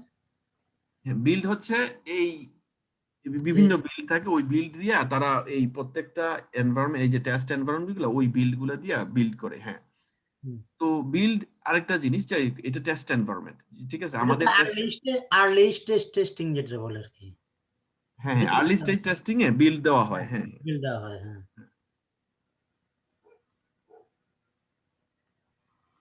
যেটা আমরা এম, বানাই। এটা কাস্টমাইজ লিংক, এটা কাস্টমাইজ বলতে এটা আমাদের এই লিঙ্কটা কাস্টমাইজ লিংক বলা হয় না, এটাকে টেস্ট এনভায়রনমেন্ট বলা হয়। এটা কাস্টমাইজ লিংক হচ্ছে যে আপনি এভরিডে লেমেনের ভাষায় মনে করেন সাধারণ পাবলিকের সাথে যখন কথা বলবেন, এটা হয়তো কাস্টমাইজ লিংক বলতে পারেন, কিন্তু আপনার আপনি যখন ইয়েতে বলবেন, আপনি যখন আইটিতে কাজ করবেন, তখন আপনি কাস্টমাইজ লিংক এটাকে বলবেন না। এক একটা এনভায়রনমেন্ট এক একটা ইউআরএল থাকে। আপনার টেস্ট এনভায়রনমেন্টের test.dandel.i, এটা টেস্ট এনভায়রনমেন্ট। আপনার স্টেজিং এনভায়রনমেন্টে staging.dandel.i এই ধরনের থাকে। নট এগুলো কিন্তু ফিক্স না, আমি যেভাবে বলতেছি এটা হচ্ছে ইন জেনারেল এইভাবে থাকে, কিন্তু কোনো কোনো ইন্ডাস্ট্রিতে এইভাবে নাও থাকতে পারে, টেস্ট না থেকে অন্য কিছু থাকতে পারে। ঠিক আছে, বেসিক্যালি আমি যেটা বুঝে দিচ্ছি, এনভায়রনমেন্ট গুলো ডিফারেন্ট হয়। ঠিক আছে, এই টেস্ট এনভায়রনমেন্ট গুলা প্রোডাকশন এনভায়রনমেন্ট থেকে ডিফারেন্ট হয়। আপনি প্রোডাকশনে সবকিছু টেস্টিং করতে পারবেন না। তো আপনি টেস্ট এনভায়রনমেন্টে আপনাকে প্রথমে একটা ফিচার যখন ডেভেলপ করা হয়, মনে করেন এই ফিল্টার এই মেক এন্ড মডেল ফিচারটা ডেভেলপ করা হয়েছে, ডেভেলপ করার পরে এই যে একটা বিল্ড দেওয়া হবে, একটা বিল্ড ক্রিয়েট করা হবে। ঠিক আছে, এইটা এই ফিচারটা অ্যাড করে আপনার একটা তারা বিল্ড করবে, এই পুরো ওয়েবসাইটটা বানাবে। বিল্ড করা মানে পুরো ওয়েবসাইটটা বানানো, যেই ওয়েবসাইটটাতে এই মেক এন্ড মডেলটা থাকবে। কিন্তু ওইটা ডাইরেক্ট লাইভে যাবে না, ওইটা বিল্ড করা প্রথম বিল্ডটা যখন বানাবে, বানাইয়া ওইটারে কিউএ তে দিবে, কিউএ ইঞ্জিনিয়ারদেরকে আপনাদেরকে টেস্টিং করতে দিবে। তখন এই যে টেস্টিং করতে দিবে, এই টেস্টিং এর জন্য একটা এনভায়রনমেন্ট আপনার লাগে, ওইটা হচ্ছে testing environment. As per I remember যে এই বিল্ড তো মনে হয় জেনকিন দিয়ে তৈরি করা হয়, বা ওই ধরনের সব টুলস গুলো দিয়ে তৈরি করা হয় হ্যাঁ, নাকি? এই ধরনের বিল্ড ম্যানেজমেন্ট এর টুলস, যেটা জেনকিন্স হচ্ছে বিল্ড ম্যানেজমেন্ট টুল, জেনকিন্স দিয়ে করা যায়। অন্যান্য টুলসও আছে, মেভিন, এন্ড অফ দ্য ডে এটা মেভিন দিয়া করে, বা ওই আপনার আরো টুলস আছে যেগুলো দিয়া করে, বাট জেনকিন্স হচ্ছে জাস্ট এটা রান করার জন্য। জেনকিন্স এনিওয়ে অত দূরে না যাই। তো যাই হোক, এটা হচ্ছে test environment, percentage of plan work done in test environment preparation, test case execution. এই যে test case execution, number of test cases run not run. ঠিক আছে, টেস্ট কেস, এই যে টেস্ট এক্সিকিউশনের মেট্রিক্স গুলো এখানে কিভাবে এটা বলা হচ্ছে যে number of test cases run not run. আপনি কি আপনার কাছে যে 500টা টেস্ট কেস দেওয়া হয়েছিল, আপনি কি সবকিছু রান করছেন না রান করেন নাই? ঠিক আছে, টেস্ট কেস পাস্ট ফেইল, এটা একটা মেট্রিক্স। তারপরে test condition past fail. Well, test কন্ডিশনটা বেসিক্যালি হচ্ছে যে আপনার কিছু কিছু কন্ডিশন, এই যে মনে করেন আপনার এই টেস্ট কন্ডিশনটা test case basically, test condition হচ্ছে যে এই আপনি মায়ো সিলেক্ট করলেন, আবার মায়ের সাথে মাল্টিপল মিট এন্ড মনাহান, এই তিনটা সিলেক্ট করলেন, এটা হচ্ছে একটা টেস্টের কন্ডিশন যে আপনি মাল্টিপল আইটেম সিলেক্ট করতে পারেন। এইটাই টেস্ট কেস, এটা জাস্ট ডিফারেন্ট ওয়েতে বলা আর। তো এই টেস্ট কেস এক্সিকিউশনের এইভাবে ম্যাট্রিক্স গুলো থাকে, আমরা কালেক্ট করি ম্যাট্রিক্স গুলো। ঠিক আছে, আপনি কতটা টেস্ট কেস এক্সিকিউশন, আপনি কিন্তু আপনার কাছে 500টা টেস্ট কেস আছে, আপনি কিন্তু সবগুলা সবসময় এক্সিকিউট করবেন না। ঠিক আছে, আপনি রিগ্রেশন ফেজে গিয়ে আপনি 500টা এক্সিকিউট করবেন, কিন্তু আপনি মনে করেন নরমাল স্মোক টেস্ট করতেছেন, বুঝছেন, তখন আপনি 500টা টেস্ট করবেন না, আপনি শুধু এই কিছু দুই একটা ইম্পর্টেন্ট যে টেস্টগুলো ওগুলো আপনি এক্সিকিউট করবেন। তো এনিওয়ে, টেস্ট এক্সিকিউশনের ম্যাট্রিক্স, কমন ম্যাট্রিক্স গুলোর মধ্যে টেস্ট এক্সিকিউশন ম্যাট্রিক্সটা অনেক ইম্পর্টেন্ট। এটা আমাদের ইন্ডাস্ট্রিতে খুব ইউজ হয়। যখনই টেস্ট এক্সিকিউট করা হয়, এটার ম্যাট্রিক্সটা কালেক্ট করা হয়, এটা সবাইকে শেয়ার করা হয়, এই যে এইভাবে, এই যে যেটা বললাম, এইটা হচ্ছে টেস্ট এক্সিকিউশন ম্যাট্রিক্স। 91% পাসড, ঠিক আছে, 5 ফেইল টেস্ট, এটা আপনার সবার সাথে শেয়ার করা হয়, এটা খুবই ইম্পর্টেন্ট। ডিফেক্ট ইনফরমেশন, এই ডিফেক্ট ইনফরমেশনটা ইম্পর্টেন্ট। ঠিক আছে, ডিফেক্ট ইনফরমেশন, ডিফেক্টটা কি? বাগ। ঠিক আছে, আমরা এর আগে বোধহয় এটাকে ডিফেক্ট বলি নাই, বাগ বলছি, কিন্তু এই ডিফেক্ট আর বাগ একই জিনিস। ঠিক আছে, ডিফেক্ট মানে একটা, আপনারা সবাই জানেন ডিফেক্ট মানে কি, এটা বলা দরকার। Anyway, defect density, defect found and fixed, failure rate, confirmation test result. ঠিক আছে, এন্ড ডিফেক্ট ডেনসিটি আমরা এর আগে পড়ছিলাম যে কখনো কখনো বাগগুলা ক্লাস্টার্ড হয়ে থাকে, এক জায়গায় বেশি বাগ পাওয়া যায়। এইটা হচ্ছে ডিফেক্ট ডেনসিটি, যে কোন জায়গায়, মনে করেন আমাদের এই ক্ষেত্রে এখানে পেমেন্টে বেশি, এই যে পেমেন্টে বাগগুলা বেশি, এই যে চেক সরি হ্যাঁ 2টা বাগ হচ্ছে পেমেন্ট সেকশনে, 5টার মধ্যে 2টাই পেমেন্ট সেকশনে, পেমেন্টে বাগগুলো বেশি। এটা টেস্টের ডেনসিটি ফেইল, এই যেটা ফেইল টেস্টের ডেনসিটি গুলা, ডিফেক্টের ডেনসিটি কোথায়? পেমেন্টে। তারপরে ডিফেক্ট ফাউন্ড এন্ড ফিক্সড, কয়টা ডিফেক্ট পাওয়া গেছে এবং ফিক্স কি সবকিছু সবগুলা ফিক্স করা হয়েছে কিনা, অথবা ডিফেক্ট সহ রিলিজ করা হয়েছে কিনা, বুঝছেন? এই ফেইলিউর রেট আপনার 500টার মধ্যে 5টা যদি ফেল করে 91%, এই যে এখানে দেখাইছে 91% পাস, এটা হচ্ছে রেট, ঠিক আছে? মানে এটা 9% ফেইলড, 91% পাস মানে 9% ফেইল, এটা হচ্ছে ফেইলিউর রেট হচ্ছে 9%। এই সবগুলা ডিফেক্ট ইনফরমেশন, এটা হচ্ছে, এগুলো সব হচ্ছে ডিফেক্ট, এটাও ইম্পর্টেন্ট ইন্ডাস্ট্রিতে, আপনাকে জানতে হবে, বুঝতে হবে এই বিষয়গুলো। Test coverage requirements, user stories, acceptance criteria, risk or code, এগুলোর ম্যাট্রিক্স নেওয়া হয়। তো এগুলো হচ্ছে মনে করেন এই টেস্ট কভারেজ অফ রিকোয়ারমেন্টস, এইটা সাধারণত আপনার হাই লেভেলে যখন প্রথমে রিকোয়ারমেন্ট অ্যানালাইসিস করা হয় তখনই এইটা করা হয়। এইটা সাধারণত এই আপনার জুনিয়র কিউ ইঞ্জিনিয়াররা এই কভারেজ রিকোয়ারমেন্ট এগুলা করে না, বুঝছেন? আমাদের যখন টেস্ট কেস গুলো, আমাদের যখন রিকোয়ারমেন্ট দেওয়া হয় তখনই আমরা টেস্ট কেস যে লিখি, তখন আমরা দেখি যে আমরা সব টেস্ট কেস গুলো লিখছি কিনা একটা রিকোয়ারমেন্টের এগেইনস্টে। যদি লিখে থাকি তাইলে 100% কভারেজ, যদি না লিখি তাইলে আমরা 90% অথবা যতটুকু লিখছি অতটুকু পার্সেন্টেজ কভারেজ। ইউজার স্টোরিজ, এটা আসলে বুঝার দরকার। ইউজার স্টোরিজ কি? ইউজার স্টোরিজ বেসিক্যালি ইউজাররা কি করে, এটা দেওয়া লাগবে না, ঠিক আছে? এটা দেওয়া লাগবে না, ঠিক আছে? ইউজাররা যা করে এইটাই হচ্ছে ইউজার স্টোরিজ। এটা আমাদেরকে জানতে হবে যে ইউজার স্টোরিজ মানে হচ্ছে ইউজাররা কি করে। এখন আপনার ডান দিলে আইসা ইউজাররা কি করে, ইউজাররা করে কি, ইউজার এখানে ফিল্টার করে, তারপর গাড়ি দেখে, এটা ওপেন করে আপনার এটা ডিটেলস, গাড়ির ডিটেলস দেখে, এখানে ডিটেলস গুলো দেখে, দেখার পরে তার যদি ভালো লাগে তাইলে সে ফোন এখানে ফোন নাম্বারটা শো করার জন্য ক্লিক করে। এই যে দেখতেছেন ফোন নাম্বার, এটা তারা কেন এখানে ডাইরেক্ট ফোন নাম্বারটা এখানে দেয় নাই কেন, কেউ বলতে পারবেন? না দিয়ে বলতেছে কেন শো ফোন নাম্বার ক্লিক করার জন্য। আমি এখানে ক্লিক করলে দেখতে পারবো ফোন নাম্বার, কিন্তু এমনি দেখতে পারতেছি না কেন, বলতে পারবেন? প্রাইভেসির জন্য মনে হয়। না না, এইটা হচ্ছে ম্যাট্রিক্স কালেকশন। ওই যে আমরা ম্যাট্রিক্স বলছি, সে দেখবে এই যে এখানে আমি ক্লিক করছি, এটা তারা রেকর্ড করছে অলরেডি, এই ডান ডিল রেকর্ড করছে যে এখানে এই অ্যাডে আসার পরে একজনে এটাতে ক্লিক করছে। দ্যাট মিনস এখানে তারা এখন এইটা তারা রেকর্ড করবে তাদের নিজস্ব ম্যাট্রিক্সের জন্য। তারা বুঝবে যে এই ভক্সওয়াগনের এই অ্যাডে মনে করেন একজনে ক্লিক করছে, তো এখানে যদি 500 জন মানুষ ক্লিক করে তাহলে তারা বুঝতে পারতেছে যে এই অ্যাডটা খুবই মানুষ ইন্টারেস্টেড জানার জন্য, এরা ফোন করতেছে এই লোককে। যে ক্লিক করছে যদি 50 জনে ক্লিক করে, এর মধ্যে 5 জন বা 10 জন বা 25 জন মানুষ, 50% মানুষ যে কল করবে, এটা তারা ধারণা করে। তো তারা এটা বুঝতে পারে যে এই অ্যাডটা ভালো একটা মার্কেট পাইছে। এগুলো তাদের ম্যাট্রিক্সের জন্য, ঠিক আছে? এটা ঢাইকে রাখছে যাতে তারা বুঝতে পারে। এনিওয়ে, তো এই যে আমরা আসলাম, আমরা ইউজার স্টোরি কি? ইউজার স্টোরি হচ্ছে এখানে আসে, সেই ইউজার আসে, দেখে এই ডিটেলস গুলো দেখে, দেখার পরে সে এই ফোন নাম্বারটা ভিউ করে অথবা মেসেজে গিয়ে মেসেজ করে, মেসেজ লেখে, এগুলো হচ্ছে ইউজার স্টোরিজ, ঠিক আছে? তো test coverage requirement, user stories, acceptance criteria, আমরা সবাই জানি অ্যাকসেপ্টেন্স ক্রাইটেরিয়া কি। অ্যাকসেপ্টেন্স ক্রাইটেরিয়া হচ্ছে যে মনে করেন সিরিয়াস, একজন একটা মেসেজ দিছে,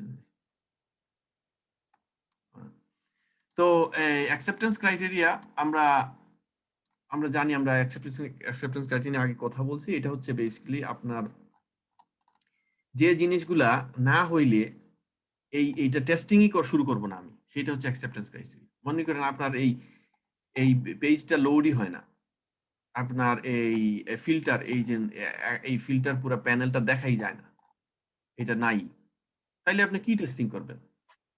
সরি ইউসুফ ভাই, হ্যাঁ, এটা কি মানে স্মোক টেস্টের আউটপুটটাই অ্যাকসেপ্টেন্স টেস্ট নাকি? মানে স্মোক টেস্টটা যদি আমার বিল্ড থেকে এটা নট নেসেসারিলি স্মোক টেস্টের আউটপুট।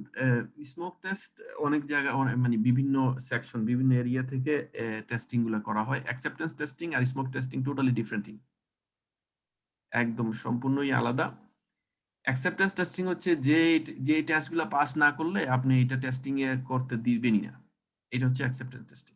মনে করেন আপনার এই পেজটা লোড হইতে হবে, আপনার এই সার্চ বাটনে ক্লিক করলে এটা এখানে আসতে হবে। কিছু কিছু মেজর জিনিস যেগুলা, এটা হচ্ছে যেটা না হলে আপনি টেস্টিং শুরুই করতে পারবেন না। আপনার এই ফিল্টারটা পুরো ফিল্টার প্যানেল এখানে শো করতেছে না, তাইলে আপনি কি টেস্টিং করবেন? তো ওই মেজর যে বিষয়গুলো ওগুলা হচ্ছে অ্যাকসেপ্টেন্স টেস্টিং, মানে যেটা না হইলে আপনি টেস্টিং শুরু করতে পারবেন। আর স্মোক টেস্ট হচ্ছে আপনি এখান থেকে 5টা টেস্ট করলেন ফিল্টার থেকে, আপনার এই ট্যাবের থেকে একটা করলেন, তারপরে আপনি এই এখানে এটা ওপেন করে আপনার এটা দেখলেন যে এটা এই এখান থেকে দেখলেন এই ফিচ ইনফরমেশন গুলো দেখা যায় কিনা, ওইটার একটা টেস্টিং করলেন। তারপরে এই বাটনটা ক্লিক করলে ফোন নাম্বার দেখায় কিনা এটা টেস্টিং করলেন। এই মানে ইম্পর্টেন্ট কিছু টেস্টিং, মেইন ফাংশন গুলি কাজ করে কিনা সেটা এনশিওর করাটাকে বলা হয় স্মোক টেস্টিং। বিভিন্ন সেকশন থেকে আপনি গিয়ে ডিফারেন্ট কিছু কিছু টেস্টিং করলেন, ওইটা হচ্ছে স্মোক টেস্ট। এক এরিয়া না, বিভিন্ন এরিয়া থেকে। কিছুটা প্রি কন্ডিশনের মতো না?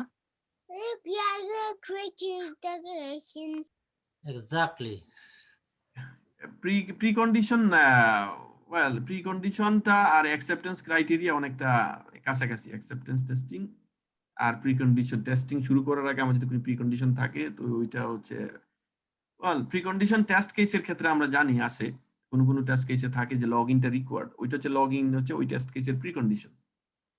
ঠিক আছে, দেখ ওদিকে না যাই, এটা হচ্ছে অ্যাকসেপ্টেন্স ক্রাইটেরিয়া। আমরা বুঝলাম যে যেই টেস্টগুলো পাস না করলে আমরা টেস্টিং শুরু করতে পারবো না, ওটা হচ্ছে acceptance criteria. Risk or code, এখানে রিস্কটা হচ্ছে বেসিক্যালি আমাদের এই প্রোডাক্টের রিস্ক গুলো কি কি আছে।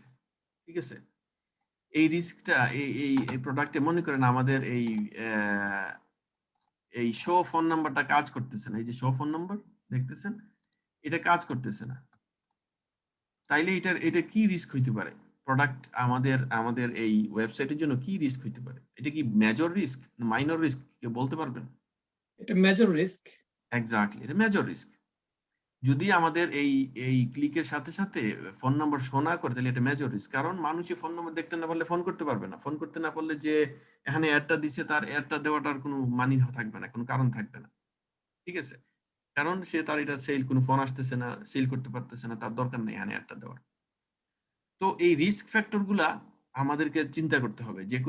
যে কোনো কোম্পানিতে তাদের কিছু কিছু রিস্ক ফ্যাক্টর থাকে, ওদের স্পেসিফিক রিস্ক ফ্যাক্টর থাকে। ওই রিস্ক ফ্যাক্টরের উপরে আপনাকে চিন্তা করতে হবে যে এই এরিয়াটা খুবই রিস্কি, আমাকে এটা মাস্ট চেক করতে হবে। এই যে আপনার স্মোক টেস্টে ওই রিস্ক ফ্যাক্টরের উপরে বেস করে স্মোক টেস্ট গুলো করা হয়।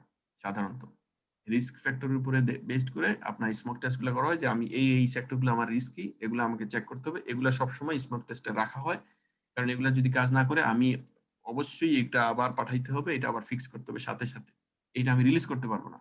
আপনি এই যে এই ফোন নাম্বার যদি শো না করে, তাহলে আপনি রিলিজ করতে পারবেন এই প্রোডাক্ট? পারবেন না, কারণ আপনার এটা মেজর রিস্ক। এটা হচ্ছে রিস্ক ফ্যাক্টর। আর এই কোড মানে আপনার ওই রিস্ক, আপনার যদি কোডে কোনো মেজর প্রবলেম থাকে সেটাও আপনার এই ম্যাট্রিক্সে নেওয়া হয়, বুঝছেন? এটা কোডটা আমাদের দরকার নেই। Test completion, resource allocation, usage and effort, এগুলোর ম্যাট্রিক্সটাও নেওয়া হয়। আপনার টেস্ট কমপ্লিশন, আপনি একজন মানুষ কতটুকু টেস্ট করতে পারবে, একটা টিম কতটুকু টেস্ট কমপ্লিট করছে, এইটার আপনার এই ম্যাট্রিক্সটা নেওয়া হয়। রিসোর্স অ্যালোকেশন, এটা তো আপনারা বুঝতে পারতেন, রিসোর্স মানে আপনার হিউম্যান, মানুষের যে রিসোর্স, এটাও আছে। আবার প্রোডাক্টের রিসোর্স মানে ল্যাপটপ, আপনার সার্ভার টার্ভার, এগুলোও রিসোর্সে ধরা হয়, বুঝছেন? একটা আইটি সেক্টরে সাধারণত রিসোর্স বলতে মানুষ আর এই প্রোডাক্ট সবগুলোই রিসোর্স, বুঝছেন? আপনার ইন্টারনেট কানেকশন, এটাও একটা রিসোর্স। তো সাধারণত বলা হয় রিসোর্স অ্যালোকেশন বলতে মানুষ ধরা হয় যে ইঞ্জিনিয়ার অ্যালোকেশন, আপনি একটা টিমে কতজন ইঞ্জিনিয়ার অ্যালোকেট করছেন, এটা রিসোর্স, এটা হচ্ছে রিসোর্স অ্যালোকেশন। এন্ড ইউসেজ, আপনি ইঞ্জিনিয়ারদেরকে দিয়ে কি কাজ করাইতেছেন, এইগুলোর ম্যাট্রিক্স নেওয়া হয়। সাধারণত আমি বলছি যে 4 জন ইঞ্জিনিয়ারের এগেইনস্টে, ডেভেলপারের এগেইনস্টে একজন কিউ ইঞ্জিনিয়ার দেওয়া হয়। এটা হচ্ছে part of resource allocation. And efforts, এফোর্টসটা আমরা বুঝতে পারতেছি। এফোর্টসটা কিভাবে নেওয়া হয়? এফোর্টসটা আপনি কতটা টেস্ট এক্সিকিউট করছেন আপনার এই টেস্ট সাইকেলের ভিতরে, এটা এইভাবে আপনার এফোর্টটা ক্যালকুলেট করা হয়। কস্ট অফ টেস্টিং, আমরা সবাই বুঝতে পারছি কস্ট অফ টেস্টিং কি, আপনার টেস্টিং করতে কত খরচ হয়েছে। তো আপনি বুঝবেন কিভাবে কত খরচ হয়েছে? আপনি বুঝবেন কারণ আপনার ইঞ্জিনিয়ার কতজন আছে, এই টেস্টিং করতে কতজন ইঞ্জিনিয়ার কাজ করছে, এই ইঞ্জিনিয়াররা কতদিন কাজ করছে এই টেস্টটা কমপ্লিট করতে। এইটার উপরে বেস করে আপনার ইঞ্জিনিয়ারদের যে আওয়ারলি রেট আছে অথবা আপনার মান্থলি যে রেট আপনি স্যালারি দিন ওইটার উপর থেকে তারা আওয়ারলি রেট ক্যালকুলেট করবে, করে আপনার কস্ট অফ টেস্টিংটা ইভালুয়েট করবে। Including the cost compared to the benefit, finding the next defect. আচ্ছা, এই যে including the cost compare to the benefit of finding the next defect, আপনার ডিফেক্ট পাইতে যে আপনার খরচ হয়েছে, এই যে আপনার ইঞ্জিনিয়ারদের যে বেতন টেতন দিচ্ছেন, আপনার ইন্টারনেটের বিল দিচ্ছেন, আপনার অফিসের ভাড়া দিচ্ছেন, সবকিছুই মিলাই আপনার পুরো যে খরচটা হয়েছে এইটার সাথে আপনার ডিফেক্টের যে তারা বলতে চাইতেছে যে ডিফেক্ট কত সিরিয়াস বা এই নেক্সট ডিফেক্ট বেনিফিট, এই ডিফেক্ট যেগুলো পাইছেন এগুলো পাওয়ার বেনিফিট গুলা অ্যানালাইজ করার জন্য।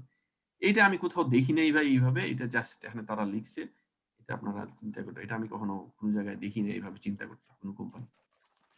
The cost compare to the benefit of the running next test, এই যে এইটা মনে করেন এখন দেখা যায় যদি যে আপনার কোম্পানিতে এইটা অনেকটা এটা দেখা হয়, এটা কোম্পানিতে রাখা হয়।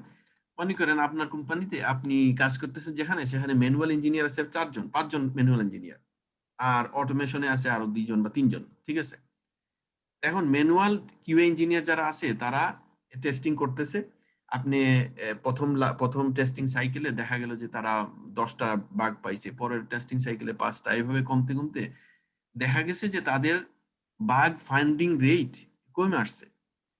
আবার অটোমেশনের রানের কারণে অনেক বাগগুলো ওখানে পাওয়া যায়, তাদের কাজও কমে আসছে।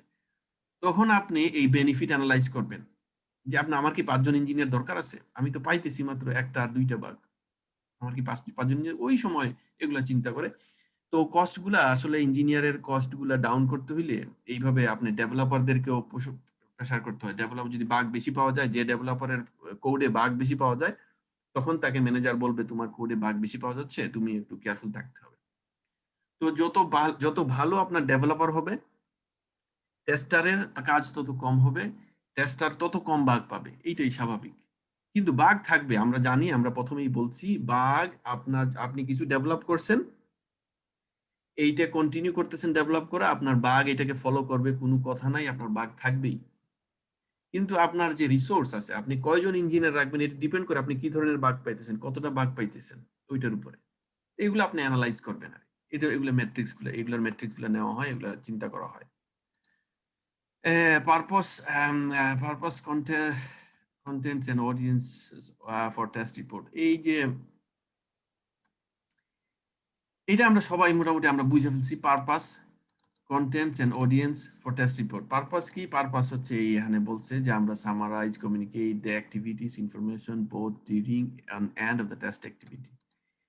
এই রিপোর্টের পারপাস বেসিক্যালি আমরা ইনফরমেশন জানাই দেই যে কয়টা বাগ পাইছি, কয়টা ফেল হয়েছে, কত % পাস হয়েছে, এই ইনফরমেশন গুলো জানানো হচ্ছে রিপোর্টের পারপাস, ঠিক আছে।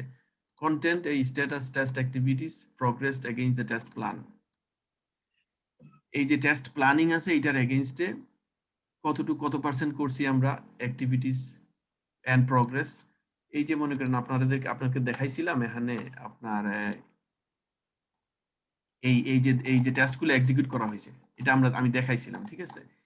এইটা যদি আপনি লাইভে দেখেন তাহলে দেখা যায়, ঠিক আছে। আপনি দেখা গেছে আমি মনে করেন আমি এই টেস্টগুলা, এই 10টা টেস্ট আমি এক্সিকিউট করছি আর বাকি 50টা এক্সিকিউট করি নাই, তো এখানে কিন্তু আনটেস্টেড দেখাবে। আমি একটা যাই একটু পরে দেখাই আপনাদেরকে। এই দেখেন এখানে 328টা আনটেস্টেড দেখাইতেছে, ঠিক আছে। এটা কিন্তু আপনারা যে প্রজেক্ট ম্যানেজার আছে বা প্রোডাক্ট ওনার আছে তারা কিন্তু লাইভে দেখতে পারবে যে কতটা টেস্ট আনটেস্টেড, কতটা পাস করছে, কতটা ফেল করছে, তারা এটা লাইভ দেখতে পারবে এগুলাতে আসে। তো এই বিষয়টা হচ্ছে আপনার এই যে activities and progress against the test plan, এই প্রগ্রেসটা কেমনে বুঝবে? এই এখানে সে লাইভে প্রগ্রেস দেখতে পারবে। সে যদি দেখে এখানে আসে প্রথম এসে আসলো, প্রথম মনে করেন 9টার সময় আসলো, দেখলো মাত্র শুরু হয়েছে, কোনো টেস্ট এক্সিকিউট করা হয় নাই। 10টার সময় দেখলো আপনার 10টা পাস হয়েছে, বাকি 10টা টেস্ট এক্সিকিউট হয়েছে, আর এরপরে আবার দেখলো 1 ঘন্টা পরে কয়টা এক্সিকিউট হয়েছে। সে লাইভ দেখতে পারবে, এগুলো কমতে থাকবে, এই আনটেস্টেডটা কমবে, এই পাস আর ফেলটা বাড়বে। বুঝছেন? এটা হচ্ছে প্রগ্রেস মনিটরিং করা। তো এই কন্টেন্টের মধ্যে কি থাকবে, এই যে রিপোর্টের কন্টেন্টে এই আপনার এই প্রগ্রেস আপনি এটা দেখতে পারবেন যে আপনি লাইভ কতটা টেস্ট পাস, কতটা টেস্ট ফেল, কত সময় লাগছে, সবকিছুই এখানে থাকবে। এই যে report typical test summary report may include, এই যে টেস্ট সামারি রিপোর্টে কি কি সাধারণত থাকে এখানে এই বিষয় এই কয়েকটা ইয়ে দেওয়া হয়েছে। Summary testing perform information on what occurred during the test period. Performed information on what occurred. আপনি কি টেস্ট করছেন বেসিক্যালি, আপনার deviations from plan including deviations in schedule, duration and effort of test activities. এখানে ডেভিয়েশনটা আসলে এই deviation এগুলা include করা হয়, বাট এগুলা ভেরি রেয়ারলি পাওয়া যায় যে আপনি ডিভিয়েট হওয়া লাগছে, কারণ আপনি যে টেস্টটা করতেছেন এটা অলরেডি আগে থেকে প্ল্যান করা, এই জন্য ডিভিয়েট সাধারণত হওয়া লাগে না। ডিভিয়েশন মানে ডিভিয়েশনটা কি? ডিভিয়েশনটা হচ্ছে যে আপনি একটা টেস্ট কেস আছে, ঠিক আছে, এই টেস্টটা আপনি এক্সিকিউট করবেন, এই স্টেপগুলো আপনাকে দেওয়া আছে। ডিভিয়েশনটা হচ্ছে এই স্টেপগুলোতে না যাই আপনি মাঝখানে আরেকটা স্টেপ অ্যাড করা লাগছে, এটা হচ্ছে ডিভিয়েশন। অথবা আপনাকে আগে কনফিগারেশন চেক করা লাগছে, কনফিগারেশন সেট করা লাগছে, ওইটা হচ্ছে ডিভিয়েশন। মানে অন্য কিছু করা লাগে যদি, তাহলে হচ্ছে ডিভিয়েশন। যেহেতু টেস্ট কেসগুলো সাধারণত সেট করা থাকে, ওইগুলো চিন্তা করে যে আপনাকে এই স্টেপগুলো করতে হবে, সাধারণত ডিভিয়েট হওয়া লাগে না। আর যদি কোনো লাগে হওয়া, তাহলে আপনি রিপোর্টে ইনক্লুড করবেন। সাধারণত রিপোর্টে বেসিক্যালি রিপোর্টে এই বিষয়গুলো আপনি যখন টেস্ট এক্সিকিউট করবেন, রিপোর্টে আপনি ইনক্লুড করবেন এইটা, বেসিক্যালি এই উপরের যে অংশটা আপনারা দেখতেছেন,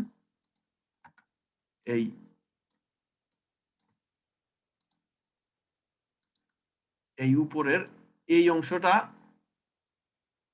সাধারণত আপনি রিপোর্টে ইনক্লুড করবেন যে আমার এতটা পাস, এতটা ফেল, এগুলা আপনার বাগ কতটা হইছে, এগুলা আপনার কতটা বাগ পাইছে, মানে ফেল মানে এটা ফেইল্ড এর এগেইনস্টে বাগ রিপোর্ট করবেন, ওই বাগ রিপোর্টিং গুলো আপনাকে ইনক্লুড করতে হবে এই রিপোর্টে, টেস্ট এই রিপোর্টে।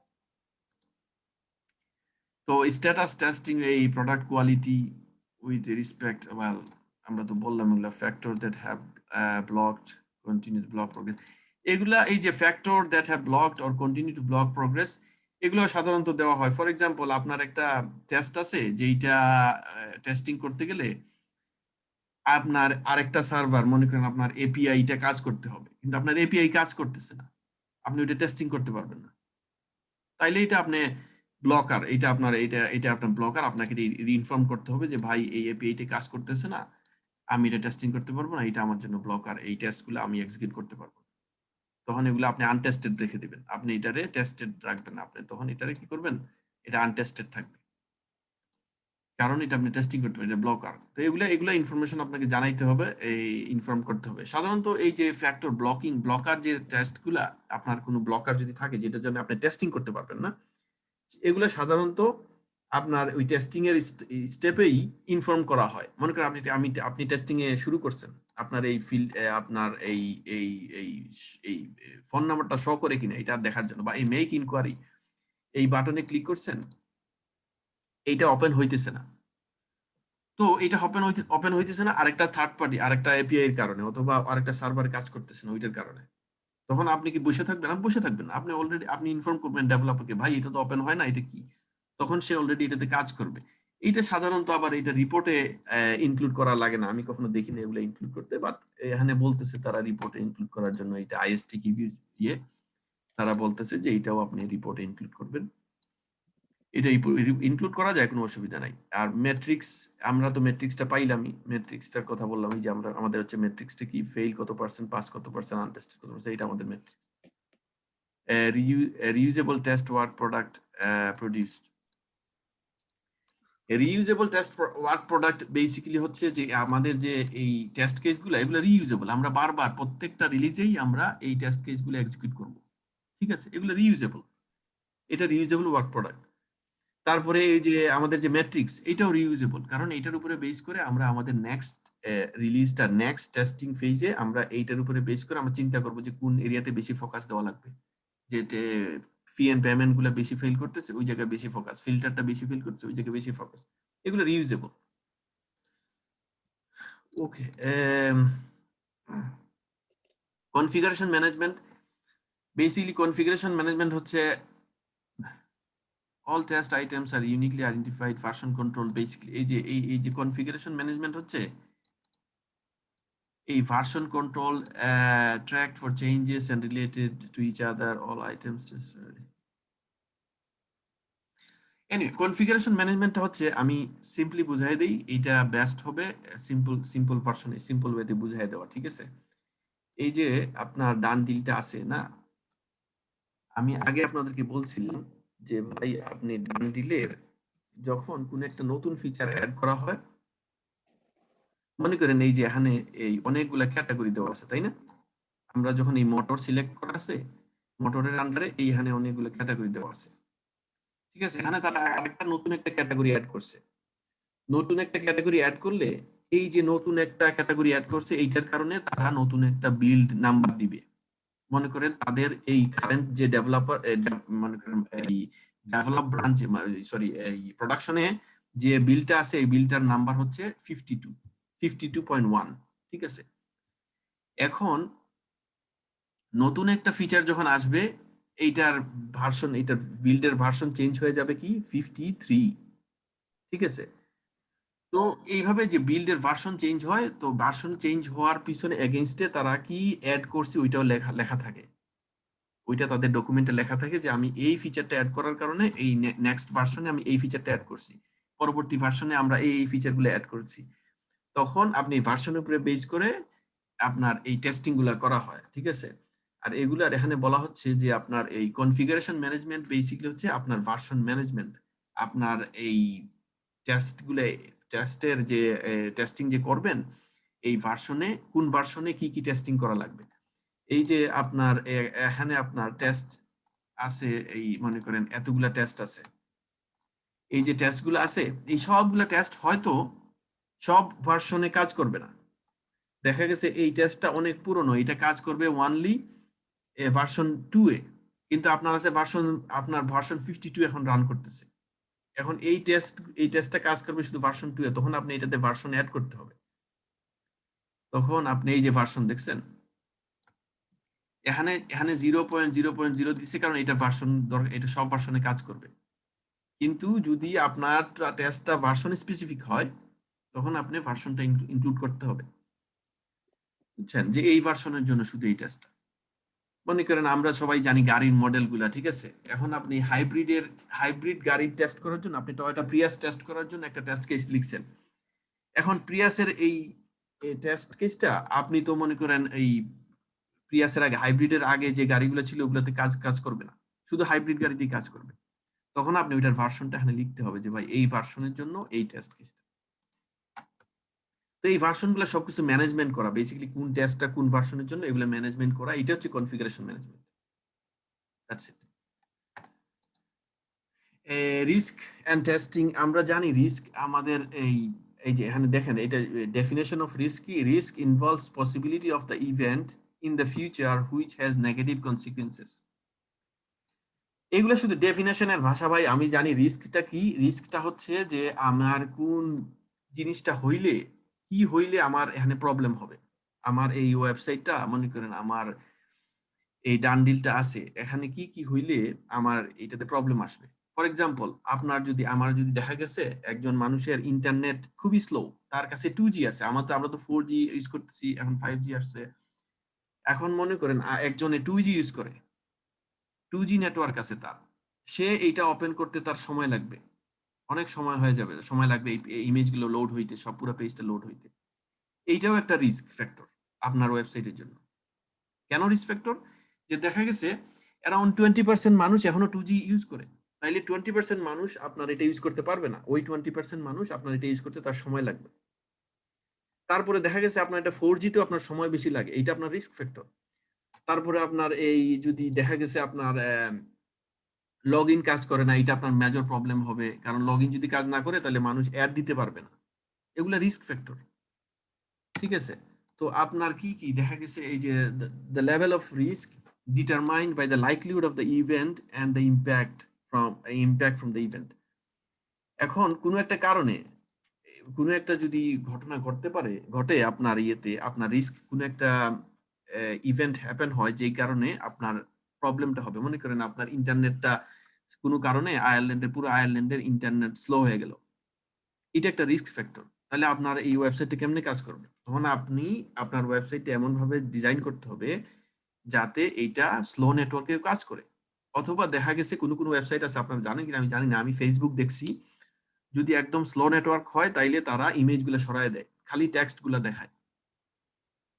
এইটা তারা ওই রিস্ক ফ্যাক্টর অ্যানালাইজ করছে, দেখছে যে মানুষকে যেন তারা বাদ দিয়ে না দেয়, লোড হইতে যেন সময় বেশি না লাগে, তারা শুধু টেক্সটগুলো লোড করে আর ইমেজগুলো পরে আস্তে আস্তে আস্তে আস্তে আস্তে লোড হইতেছে দেখবেন, কিন্তু টেক্সট লোড হয়ে যায় কেন? এটা হচ্ছে আপনার রিস্ক ফ্যাক্টর অ্যানালাইসিস করে দেখছে তারা, বুঝছেন? তো রিস্ক ফ্যাক্টর হচ্ছে কোনো একটা ঘটনা যদি ঘটে তাহলে আপনার কি কি প্রবলেম হইতে পারে। মনে করেন আপনার এপিআই ফেল করছে, ধরেন এখানে এই আপনার এই ইমেজগুলা, এই যে ইমেজগুলো আপনারা দেখতেছেন এখানে সব ইমেজগুলো ধরেন এগুলো আসে এপিআই থেকে। আমার এই ইমেজগুলো সাধারণত ডেটাবেস থেকে আসে, ঠিক আছে? ডেটাবেসে ইমেজগুলো লোড করে থাকে, ওখান থেকে এগুলা লোড করে এখানে পেজে আসে। কিন্তু ধরেন আপনার একটা সাইট আছে যেটা আপনি ডানডিলের মতো আরেকটা সাইট আপনি ওপেন করছেন আর ডেটাগুলো আপনি ডানডিল থেকে নিতেছেন, ঠিক আছে? আপনার নিজস্ব ডেটা নাই। তো ওই ক্ষেত্রে আপনার এপিআই এর মাধ্যমে আপনাকে ডানডিল থেকে ডেটা নিতে হবে, ঠিক আছে? তো ওই সময় যদি আপনার এপিআইটা ফেল করে, এপিআই এর কলগুলো ফেল করে, তাইলে আপনার ওয়েবসাইটে কাজ করবে না। এটা আপনার জন্য একটা রিস্ক ফ্যাক্টর যে এপিআই ফেইলিউর। ওইটা আপনাকে চিন্তায় রাখতে হবে যে আমার যদি এপিআই যদি কাজ না করে তাহলে আমি কিভাবে মানুষকে সার্ভিসগুলো দিব। অথবা এইটা যেহেতু সার্ভিস দিতে যদি না পারি তাইলে এটা কত তাড়াতাড়ি মিটিগেট করা যাবে, কত সময় লাগবে আমার, এটা আপনাকে চিন্তায় রাখতে হবে। আচ্ছা ধরলাম যে আমি এটা মিটিগেট না করলে আমার সাইট কাজই করবে না, এপিআই এই প্রবলেমটা সলভ না করলে কাজ করবে না, তখন আপনাকে চিন্তা করতে হবে কত তাড়াতাড়ি আমি এটা সলভ করতে পারবো। আপনার এটা ব্যাকআপ প্ল্যান থাকতে হবে, বুঝছেন? তো এগুলো হচ্ছে risk factor, basically risk for risks and testing এগুলোর টেস্টিং করা হয়। আমরা সবাই জানি যে লোড টেস্টিং করা হয়। লোড টেস্টিংটা বেসিক্যালি হচ্ছে আপনার লোড হইতে কত সময় লাগে। আমরা এপিআই এর টেস্টিং গুলাও জানি, এপিআই টেস্টিং করা হয়। তো সবকিছুর টেস্টিং আছে। এই রিস্ক ফ্যাক্টরের উপরে বেস করে অনেকগুলো টেস্টিং আছে যেগুলো রিস্ক ফ্যাক্টরের উপরে বেস করে করা হয়। ফর এক্সাম্পল ইন্টারনেটের স্পিড, আমি জানি আমাদের কোম্পানিতে আমাদের যে মোবাইল অ্যাপ্লিকেশনটা আছে ওইটাতে তারা স্লো নেটওয়ার্কে কাজ করার জন্য টেস্টিং করে। ওইটা কি? ওই রিস্ক ফ্যাক্টরের উপরে তারা চিন্তা করে এই কাজটা করতেছে যে যাদের যদি স্লো নেটওয়ার্ক থাকে, আমেরিকাতে এখনো আছে স্লো নেটওয়ার্ক, তো ওই স্লো নেটওয়ার্কে কিভাবে আপনারা তারা এটাতে কাজ করবে। প্রোডাক্ট এন্ড প্রজেক্ট রিস্ক, প্রোডাক্টের রিস্ক আর প্রজেক্টের রিস্ক। প্রোডাক্টের রিস্কটা হচ্ছে বেসিক্যালি প্রোডাক্ট রিকোয়ারমেন্ট অনুযায়ী কাজ করে না, দ্যাটস ইট। এইটা হচ্ছে প্রোডাক্টের রিস্ক, বুঝছেন? এই যে software might not be performing its, এই যে প্রোডাক্ট রিস্ক আর also called as quality risk. Basically product যদি রিকোয়ারমেন্ট অনুযায়ী কাজ না করে এটা হচ্ছে প্রোডাক্ট রিস্ক, ঠিক আছে? আর প্রজেক্টের রিস্ক কি? প্রজেক্ট, মনে করেন প্রোডাক্ট আর প্রজেক্টের মধ্যে ডিফারেন্সটা কি? প্রোডাক্ট হচ্ছে যেটা আমরা প্রডিউস করছি, ঠিক আছে? আমাদের ওয়েবসাইট এই dandeal.ie এটা হচ্ছে আমাদের প্রোডাক্ট। আর প্রজেক্টটা কি? এই প্রোডাক্টটা বিল্ড করতে যে কাজগুলো আমাদেরকে করতে হয় ওইটা হচ্ছে প্রজেক্ট। আমাদের ডেভেলপাররা ডেভেলপ করা লাগে, কিউ ইঞ্জিনিয়ারে কি টেস্টিং করা লাগে, এই আপনার এই ডেভঅপসরা বিল্ড করা লাগে, ঠিক আছে? এই সবগুলা কাজ হচ্ছে পার্ট অফ দ্য প্রজেক্ট, ঠিক আছে? তো এইটা হচ্ছে ডিফারেন্স প্রোডাক্ট আর প্রজেক্টের মধ্যে। তো প্রোডাক্টের রিস্কটা হচ্ছে যে প্রোডাক্টটা স্পেসিফিকেশন অনুযায়ী কাজ করে না। আর প্রজেক্টের রিস্ক হচ্ছে এই যে প্রজেক্টে সময় বেশি লাগতেছে, কস্ট বেশি হয়ে যাইতেছে, এগুলা আমার স্কিল ইঞ্জিনিয়ার নাই, এখানে এগুলার কথা বলা হয়েছে। যে project issue, ডিলেস May occur in delivery, আমাদের ডিলে হইতে পারে। মানুষ গেছে হলিডেতে, করোনা ভাইরাস চলে আসছে, আমার 5 জন স্টাফ করোনা ভাইরাসে এফেক্টেড হয়ে গেছে, আমার প্রজেক্ট ডিলে হবে। এখন তো আপনারা সবাই জানেন অনেক প্রজেক্টই ডিলে হইতেছে, স্পেশালি মনে করেন আপনার যদি যেই প্রজেক্টগুলো আপনি ঘর থেকে কাজ করা যায় না, আপনার বিল্ডাররা তাদের যদি 5 জন বিল্ডার এফেক্টেড হয়ে যায় বা একজন এফেক্টেড হইছে, সে আইসা 5 জন এফেক্টেড করে ফেলাইছে করোনা ভাইরাসে, সে দেখা যাবে আপনার পুরো প্রজেক্টটা আপনি চিন্তা করছিলেন যে 2 মাসে দিবেন, দেখা যাবে আপনার প্রজেক্টের টাইম বাইরে মানে 3 মাস 4 মাস 5 মাস হয়ে গেছে। তো এগুলো হচ্ছে প্রজেক্টের ইস্যু। প্রজেক্টের বিভিন্ন ধরনের ইস্যু থাকে, তো প্রজেক্টের ইস্যুগুলো এখানে এই ডিলে অকার, তারপরে আপনার টাস্ক কমপ্লিশন, এই যেটা বললাম ডিলের ক্ষেত্রে ইনএকুরেট এস্টিমেট। আপনার ইনএকুরেট এস্টিমেটটা আমাদের টেস্টিং এর ক্ষেত্রে বা ডেভেলপমেন্টের ক্ষেত্রে সব ক্ষেত্রেই এগুলা এইটা থাকে যে এখানে আপনি যদি অ্যাকুরেটলি এস্টিমেট না করেন তাইলে আপনার আইদার আপনি আগে শেষ করে ফেলবেন অথবা আপনি প্রজেক্ট টাইমলাইনের পরে শেষ হবে। এখন আপনাকে ডেডলাইন দেওয়া হয়েছে 2 সপ্তাহ, 2 সপ্তাহের ভিতরে আপনাকে টেস্টিং কমপ্লিট করতে হবে। এখন যদি আপনি দেখা গেছে আগে শেষ করে ফেলছেন তাইলেও এটা কারেক্ট না, এটা ভালো না। সব সময় যদি আপনি আগে শেষ করেন তার মানে হচ্ছে কি জানেন, আপনি এস্টিমেট করতে রং এস্টিমেট করেন, আপনি ওভার মানে টাইম বেশি দিয়ে দেন। আবার সব সময় যদি পরে শেষ করেন তাও ভালো না, পরে শেষ করাটা আর খুবই খারাপ, কারণ আপনার কারণে সবসময় প্রজেক্টটা ডিলে হবে। তো এই এস্টিমেশন গুলো রং হইলে ইয়ে হয়, এগুলো প্রজেক্টের ইস্যু, এটা পড়ে নিবেন। এগুলো আসলে বলার এক্সপ্লেইন করার মতো না, এগুলো সব সেলফ এক্সপ্লেনেটরি। আপনারা যদি নিজেরা পড়েন, অর্গানাইজেশন ইস্যু আছে, স্কিল আপনার স্টাফ আছে কিনা, ট্রেনিং দেওয়া লাগবে কিনা, personal issue, conflicts and problem, আপনারা দুইজন ইঞ্জিনিয়ারের মধ্যে একজনের সাথে একজনের মারামারি আছে কিনা, বুঝছেন, একজনে আরেকজনের সাথে দেখতে পারে না বা সে তার এটা পছন্দ করে নাই, এই ধরনের ইস্যুগুলা আপনার organizational issue. User, business staff, object matter expert, subject matter expert আপনার আছে কিনা। পলিটিক্যাল ইস্যু, টেস্টার, এখানে ওই পলিটিক্যাল ইস্যু বলতে আপনার ওই ইন্টারনাল পলিটিক্স এর কথা বলা হয়েছে, এটা এক্সটার্নাল পলিটিক্স এর কথা এখানে বলা হয়নি। কোম্পানির ভিতরে ইন্টারনাল পলিটিক্স থাকে অনেক সময় আছে, আপনি যদি অন্য একজনের প্রবলেমটা ধরায় দিছেন, সে অনেক সময় সেইটা ভালো পায় নাই, দেখা গেছে সে এটা পার্সোনালি নিয়ে নিছে, তখন সে চাবে যে কোনো একটা বিষয় আপনাকে ধরায় দিতে। তো এগুলা ইন্টারনাল পলিটিক্যাল বিষয় থাকে। ইন্টারনাল আপনার অনেক সময় দুইজন ম্যানেজার একজনে আরেকজনের সাথে তারা কন্টেস্টে থাকে, এগুলো internal political issue. Technical issues, আপনার requirement may not be defined well enough, আপনার এই যে রিকোয়ারমেন্ট অ্যানালাইসিস এগুলো যদি প্রপারলি ডিফাইন করা না থাকে, এগুলো টেকনিক্যাল ইস্যু। তারপরে আপনার ডেটা গুলা, টেস্টেড ডেটা যদি লাগে, আপনার ইমেজ গুলো লাগে, দেখা গেছে আপনি ইমেজ লোড করতেছেন, এই যে আমাদের এখানে মনে করেন ইমেজ লোড করি, এখানে কখনো কখনো তারা এটা ইমেজের সাইজের লিমিটেশন দেওয়া থাকে, ঠিক আছে, যে আপনি ম্যাক্সিমাম 5 মেগাবাইট পর্যন্ত ইমেজ লোড করতে পারেন, এর উপরে যদি ইমেজ সাইজ হয় এটা লোড করতে পারবেন না। এখন আপনার এইগুলার লিমিটেশনস আছে। এখন আপনার কাছে যে ডেটাটা আছে, যে ইমেজটা আছে যেটাতে আপনি টেস্ট করবেন, সেটা দেখা যাচ্ছে 5 মেগাবাইটের উপরে, এইটারও একটা ইস্যু হয়ে গেছে। এখন এটাকে আপনি রিসাইজ করতে হবে, ছোট করতে হবে, এগুলা হচ্ছে বেসিক্যালি টেকনিক্যাল ইস্যুস। তারপরে আপনার এপিআই কাজ করতেছে না, হ্যান না তেন না, এগুলো সব হচ্ছে টেকনিক্যাল ইস্যু। সাপ্লাইয়ার ইস্যু এখানে বলা হয়েছে, আপনি যদি ডিপেন্ডেন্ট হন থার্ড পার্টি সাপ্লাইয়ের উপরে, যারা তারা যদি ব্যাংক্রাপসি হয়ে যায় তাহলে তো আপনি আটকে গেছেন, বুঝছেন। তো সাপ্লাইয়ারের কাজগুলো যদি তারা না করে তাহলে আপনি আটকে গেছেন। এইসব বিষয়গুলো এখানে আপনার এই ইস্যুগুলো এখানে বলা হয়েছে। A risk-based testing and product quality. Risk is used to focus on এখানে required during testing. এই যে দেখেন, risk is used to focus the effort required during testing. আমাদের যে রিস্ক আছে ওইটার উপরে বেস করে আমরা সাধারণত ফোকাস করি, ঠিক আছে। এইটা বেসিক্যালি ওই কথাটা এখানে বলা হয়েছে risk based testing A. A risk-based approach to testing provides productive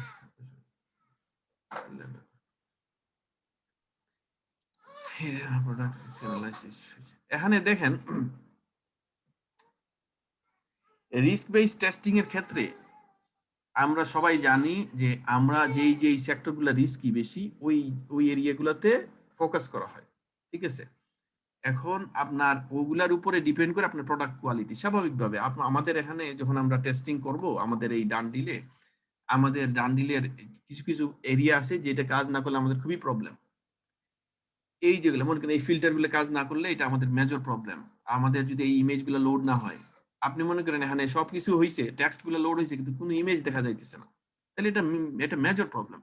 কারণ মানুষ এই ছবি দেখে মানুষ বুঝে যে এটা কতটুকু ভালো খারাপ, এগুলো দেখে বুঝতে পারে। তো তো এইগুলো সব হচ্ছে আপনার এই রিস্কের উপরে বেস করে আপনি টেস্টিং করবেন। Use of product risk analysis, এই প্রোডাক্টের রিস্ক অ্যানালাইসিসটা কি, কিভাবে ইউজ হয় এটা আপনারা পড়ে নেবেন। এটা এই যে determining the test techniques to be employed, টেস্টের কি ধরনের টেকনিক এমপ্লয় করবেন, এই যে ব্ল্যাক বক্স টেস্টিং না হোয়াইট বক্স টেস্টিং না এক্সপিরিয়েন্স বেসড টেস্টিং, এইগুলা বলা হয়েছে এই প্রোডাক্ট রিস্কের অ্যানালাইসিসের উপরে। প্রোডাক্ট রিস্কের অ্যানালাইসিসের উপরে এই জিনিসগুলো ডিটারমাইন করা হয়। Determine whether any activities addition to testing could be employed or reduce risk, risk reduce করার জন্য অন্য কিছু অ্যাড করা লাগবে কিনা। Determine the extent of the testing, আপনি কতটুক টেস্টিং করবেন, আপনি কি কতটুক ডেপথে যাবেন, কত সিরিয়াসলি টেস্টিং করবেন, এটাও ডিটারমাইন করে আপনার রিস্ক অ্যানালাইসিসের উপরে। ঠিক আছে, এটা নিজেরা পড়ে নেবেন ইনশাআল্লাহ। এগুলা খুবই না, এগুলা কিন্তু আবার আইএসটিকিউতে আসে। ঠিক আছে, এগুলা আপনার এই ইন্টারভিউতে জিজ্ঞেস করবে না, এগুলা মোটেই আসে না, তবে আইএসটিকিউতে এগুলা আসবে, আপনার তারা প্রশ্ন দিবে। Use of risk management activities, এই যে রিস্ক ম্যানেজমেন্ট অ্যাক্টিভিটিস এর ইউজ কি, এই analyzing what can go wrong, এটা হচ্ছে one of the major one. ঠিক আছে, রিস্ক ম্যানেজমেন্ট অ্যাক্টিভিটিস এর one of the major activities হচ্ছে হোয়াট ক্যান গো রং, এটা ডিটারমাইন এটা ফাইন্ড আউট করা। Determine which risk are important to deal with, এটা ডিটারমাইন কিভাবে করবেন, যখন আপনি ওই রিস্ক অ্যানালাইসিস করবেন। এই রিস্ক ম্যানেজমেন্ট অ্যাক্টিভিটিস এর পার্ট হচ্ছে এইটা, আপনি implement action to mitigate those risk. আপনি যখন কোনো রিস্ক আপনি যখন অ্যানালাইজ করছেন, কিছু কিছু রিস্ক পাইছেন, এই রিস্কগুলা কিভাবে মিটিগেট করবেন, এগুলারও আপনার ইমপ্লিমেন্ট করতে হবে, এগুলার ইমপ্লিমেন্টেশন ব্যাপারে চিন্তা করতে হবে। আমরা আগে বলছিলাম যে আপনার যদি এপিআই কাজ না করে আপনার পুরো ওয়েবসাইটে কাজ করবে না। আপনারা যারা, আমি জানি না আপনার দেখেন এখানে আমি আগে কাজ করতাম এওএল এ। ঠিক আছে, আমাদের একটা সার্চ ইঞ্জিন ছিল, আমি এওএল এর সার্চে কাজ করতাম। এখানে এই যে search.aol.com, ঠিক আছে, এই এওএল সার্চের, ঠিক আছে, এখানে দেখেন তারা এই যে ডেটাগুলো পায়, এই যে দেখছেন অ্যাড গুলো আসছে না, আর এই যে রেজাল্ট গুলো আসছে, এগুলা কিন্তু তাদের না, এগুলো তারা কি করছে, গুগল থেকে অথবা ইয়াহু থেকে নিয়ে আসছে, নিয়ে এসে আমাদেরকে শো করতেছে। এখন তাদের জন্য রিস্ক ফ্যাক্টর কি, তাদের যে মেজর রিস্ক ফ্যাক্টর হচ্ছে তাদের এপিআই। ইয়াহু বা গুগল তাদেরকে যে এপিআই দিছে, ওই এপিআই গুলো যদি কাজ না করে, তাহলে তারা ধরা পুরো শেষ, একবারে ব্ল্যাঙ্ক পেজ পাবেন, কোনো কিছু নাই, খালি। তো এগুলো হচ্ছে রিস্ক। তারা এই জন্য তাদের যে আমরা যখন কাজ করতাম তখন আমাদের আছিল, আমাদের গ্রাফানা দিয়ে একটা গ্রাফ থাকতো, যেগুলাতে আমরা আমাদের এপিআই গুলো কাজ করতেছি কিনা রেগুলার লাইভ দেখা যাইতো। তো ওরাও আবার ওই যেহেতু গুগল বা ইয়াহু বা যারা এগুলা এই মাইক্রোসফটের বিং, এরা তো এগুলা সেল করে এপিআই গুলা, তো তারাও তাদের সিস্টেম ওইভাবে সেট আপ করা আছে, যেহেতু এটা হিউজ রিস্কি জিনিস, তখন তারাও এটা মিটিগেট করার জন্য সিস্টেম গুলা ওইভাবে ডিজাইন করছে। তো আমাদেরকে রিস্ক গুলা মিটিগেট করতে হবে, চিন্তা করতে হবে। এই রিস্ক ম্যানেজমেন্ট অ্যাক্টিভিটিস এর ওয়ান অফ দ্যাম হচ্ছে আমরা কিভাবে মিটিগেট করব। ঠিক আছে, ডিফেক্ট ম্যানেজমেন্ট আমরা আগে পড়ছি ভাই। ডিফেক্ট ম্যানেজমেন্ট মানে বাগ ম্যানেজমেন্ট। তো ডিফেক্ট কিভাবে ম্যানেজ করবেন, বেসিক্যালি আপনি কিভাবে এই ডিফেক্ট গুলা রেজ করবেন। বাগ একটা রেজ করলেন, তো বাগ এটা রেজ করলে, এটা বাগের একটা বাগ শুরু হইলো, এটা পরে প্রথমে একটা বাগ যখন আপনি রেজ করছেন, এটা কার কাছে যায়, ডেভেলপারের কাছে যায়। ডেভেলপার এটা ফিক্স করার পরে আপনার কাছে আবার পাঠাবে, পাঠানোর পরে আপনি এটা আবার টেস্টিং করবেন, এটা যদি পাস করে এটা ক্লোজ করে দিবেন।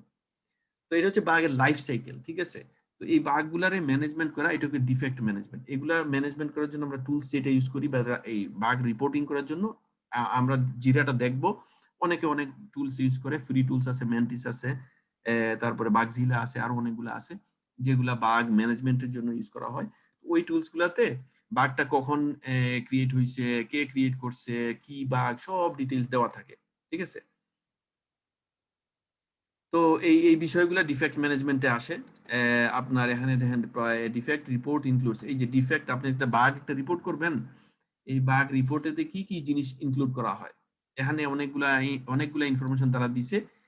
এগুলা ফাইনাল কোনো ইনফরমেশন না, এগুলা নট নেসেসারিলি সব জায়গায় সব ইন্ডাস্ট্রিতে ইউজ করা হয়।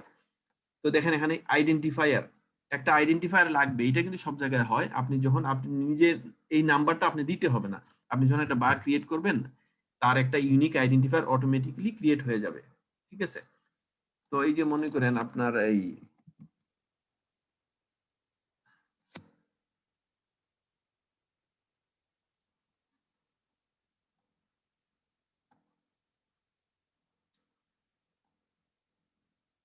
এই যে দেখতেছেন আপনার এই QUA 3356 এটা হচ্ছে তার আইডেন্টিফায়ার, ঠিক আছে? এই দেখেন এই QUA 3365 এটা হচ্ছে তার আইডেন্টিফায়ার, মানে এটা আইডি বাগটা বোঝার জন্য, এই যে বাগটা ইউনিকলি আইডেন্টিফাই করার জন্য আইডেন্টিফায়ার হচ্ছে এইটা, ঠিক আছে? এটা আপনাকে দিতে হবে না, এটা যখন আপনি নতুন একটা ক্রিয়েট করবেন, আপনি যখন এনে ক্রিয়েট করবেন তখন অটোমেটিকলি এটা দিয়ে দিবে, সিস্টেমটা দিয়ে দিবে, আপনাকে ক্রিয়েট করতে হবে না এটা, ঠিক আছে? তো এই বাগের একটা আইডেন্টিফায়ার থাকবে, টাইটেল থাকবে, ডেট যখন ক্রিয়েট করা হয়েছে ডেটটা আপনাকে দিতে হবে না, ডেটটা সিস্টেমটা অটোমেটিকলি বসাবে। তো এই বিষয়গুলো এখানে অনেক ডিটেইলস আছে যেগুলা, তারপরে বাগটার স্টেপগুলা থাকবে, যে আপনার বাগটা রিপ্রোডিউস করতে হইলে স্টেপগুলো কি কি, এক্সপেক্টেড রেজাল্ট কি, অ্যাকচুয়াল রেজাল্ট কি, এগুলা সব আপনাকে দিতে হবে, ঠিক আছে? অথবা কোনো যদি এক্সটার্নাল কোনো রিসোর্স লাগে, ফর এক্সাম্পল আপনার ডেটা আপলোডের যদি বাগ হয়, তাইলে আপনার ডেটাটার সাইজ দিতে হবে, কত সাইজের ডেটা আপনি আপলোড করতে চাইছেন, কাজ করে নাই, এগুলা ডিটেইলস আপনাকে এটা পড়ে নেবেন। এটা আসলে এক্সপ্লেইন করার মতন, এটা আপনার নিজেরা পড়লেই বুঝতে পারবেন এটা কি বুঝাইতে চাইছে। তো এই ছিল আজকের, আমি আসলে অনেক দূর গেছি আজকে। তো এই ছিল আজকের কভারেজ। আমরা নেক্সট ক্লাসে আমাদের বাকি রয়েছে খালি এটা টেস্ট টুলস, বুঝছেন? আমাদের টুলসটা বাকি আছে। আমরা টুলস, দাঁড়ান সিলেবাসটা একটু ওপেন করি।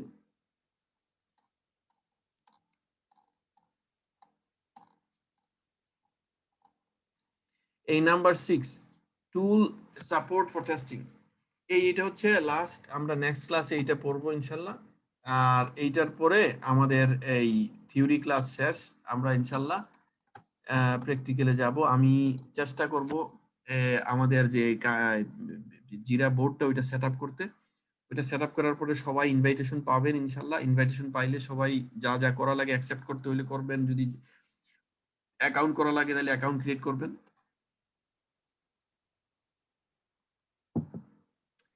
তো এই নেক্সট ক্লাসের পরে ইনশাল্লাহ আমরা প্র্যাকটিক্যালে চলে যাব। আর এই ছিল আজকের কভারেজ ইনশাল্লাহ। আপনাদের কারো কোনো প্রশ্ন থাকলে প্রশ্ন করতে পারেন প্লিজ।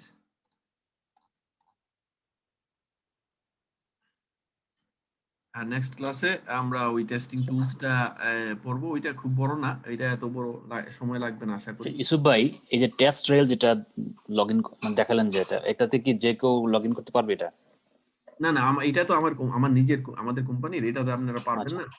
তবে টেস্ট রেলটা খুবই এক্সপেন্সিভ, আমরা টেস্ট রেল করব। আমরা সবাই হবে কি জানেন, আপনারা সবাই এটা 14 দিনের জন্য ফ্রি দেয়, 14 ডেজ, ওকে?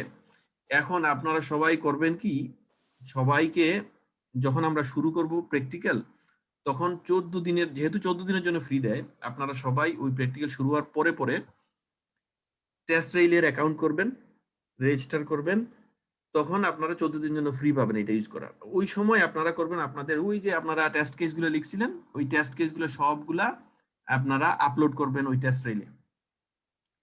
আপলোড করার পরে যখন এক্সিকিউট করবেন তখন এইভাবে আপনারা পুরো রেজাল্টটা দেখতে পাবেন। এই রেজাল্টগুলো এইভাবে দেখতে পাবেন, এইভাবে দেখেন, পাস ফেল সবকিছু দেখবেন, এই রিপোর্টগুলো দেখবেন। তখন আপনারা রিয়েল লাইফ একটা এক্সপিরিয়েন্স হবে, আপনারা তখন নিজেরা কাজ যখন করবেন তখন বুঝতে পারবেন। 14 দিনের মধ্যে আমাদের আশা করা যায় এই টেস্ট রেইলের কাজ কাম আমাদের শেষ হয়ে যাবে, যদি করেন আর, যেহেতু আমরা দুইটা ক্লাস করি, একটা ক্লাস করি সপ্তাহে, 14 দিনে আমরা দুইটা ক্লাস পাবো আশা করতেছি। তো যদি না পাই তাইলে হয়তো আপনাকে আরেকটা ইমেল অ্যাড্রেস দিয়ে আবার একটা অ্যাকাউন্ট করতে হবে, করলে আপনি আবার 14 দিনের জন্য পাবেন। তো এইভাবে সবাই সবাই যখন এইভাবে অ্যাকাউন্ট করবেন, এইভাবে টেস্ট কেসগুলো আপলোড করবেন, তখন সবাই এইভাবে এই বিষয়গুলো দেখতে পারবেন, নিজেরা এক্সপিরিয়েন্স করতে পারবেন। আর ওইটাই দরকার, আসলে এক্সপিরিয়েন্সটার দরকার, কারণ তখন আপনাকে ইন্টারভিউতে প্রশ্ন করলে আপনি আনসার করতে পারবেন। আর এইভাবে আমি ভুলে গেছি, আপনি আনসার করা কঠিন হবে। ইউসুফ ভাই, জাফারে 1 মাস ফ্রি ট্রায়াল থাকে। টেস্ট কিসের? ওই জিরার যে জাফায়ার টেস্ট ম্যানেজমেন্ট। আচ্ছা আচ্ছা, জাফায়ার হ্যাঁ, আমি ওইটা কখনো ইউজ করি নাই, এটা জানি না এটা কিভাবে স্পেল করে। কম বেশি একই রকম ডিসপ্লে গুলি, এই যে ম্যাট্রিক্স তারপরে বা রিপোর্ট সব একই রকম আর কি। ওইটা কিভাবে স্পেলিংটা কি? Z Zephyr, ZEY PHRER। আচ্ছা হ্যাঁ। না এই নিচে এইটা হ্যাঁ এটা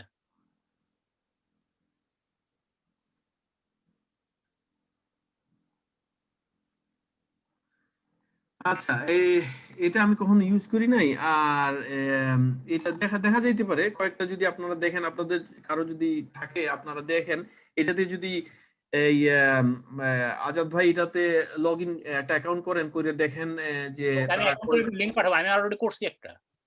করছেন, করলে এটাতে লিংক পাঠান। এটাতে যেটা দেখবেন সেটা হচ্ছে যে এটাতে কয়জন ইউজার ইউজ করতে পারে একসাথে। 10 জন, এক একটা অ্যাকাউন্টে 10 জন করে। 10 জন, এই জন্য এটাই হচ্ছে এটা হচ্ছে ইউজ করা হয়, হ্যাঁ ইন্ডাস্ট্রিতে কি এটা ইউজ করা হয়? হ্যাঁ হ্যাঁ এটা অনেক পপুলার হ্যাঁ, ইউজ করা হয়, এটা পয়সা দিয়ে করতে হয় অবশ্য। এগুলো আমরা সাধারণত ইউসুফ ভাই একটা ইন্টারেস্টিং থিংস, আমরা কিন্তু খুব সামান্য পয়সা কন্ট্রিবিউট করলে হয়ে যাবে। এটা মাসে 10 টাকা নেয়, নট এ বিগ ডিল। মাসে 10 টাকা 10 জন ইউজারের জন্য। আমাদের এখানে 25 জন লাগবে, 25 জন ইউজার মিনিমাম আমাদের। আমরা দুইটা গ্রুপ করতে পারেন, একটা মানে দুইটা গ্রুপ করলে হয়ে যায় 10 10 20। আমরা আছি কতজন, 15 জন, মানে 8 8 16 হবে। আপনি দুই গ্রুপে থাকলেন। আমাদের হ্যাঁ 10 ডলার পার মান্থ আমাদের দিলে আমরা এটা ইউজ করতে পারি। এটা টেস্ট্রেইলও সিমিলারলি, টেস্ট্রেইল হয়তো টেস্ট্রেইল আরো এক্সপেন্সিভ, আসলে টেস্ট্রেইল অনেক এক্সপেন্সিভ। টেস্ট্রেইল আপনার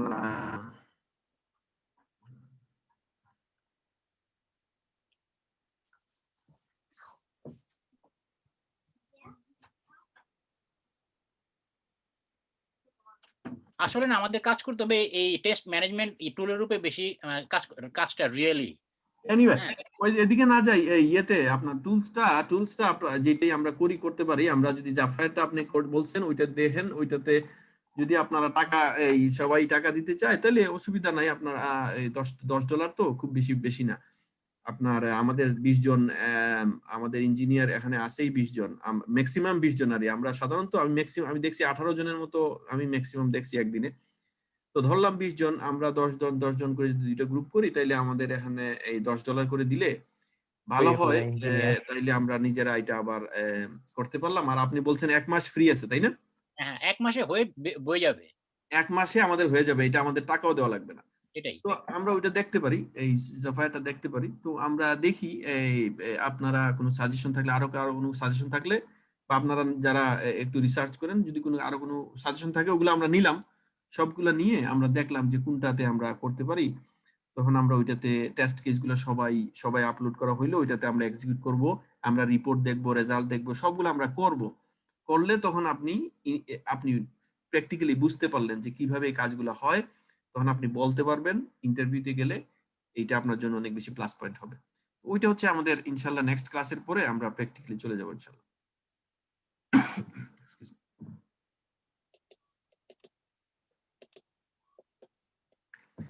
আচ্ছা যাই হোক, আর কোনো প্রশ্ন থাকলে বলেন, আর না হলে আমরা এখানেই শেষ করি আজকেরটা ইনশাল্লাহ।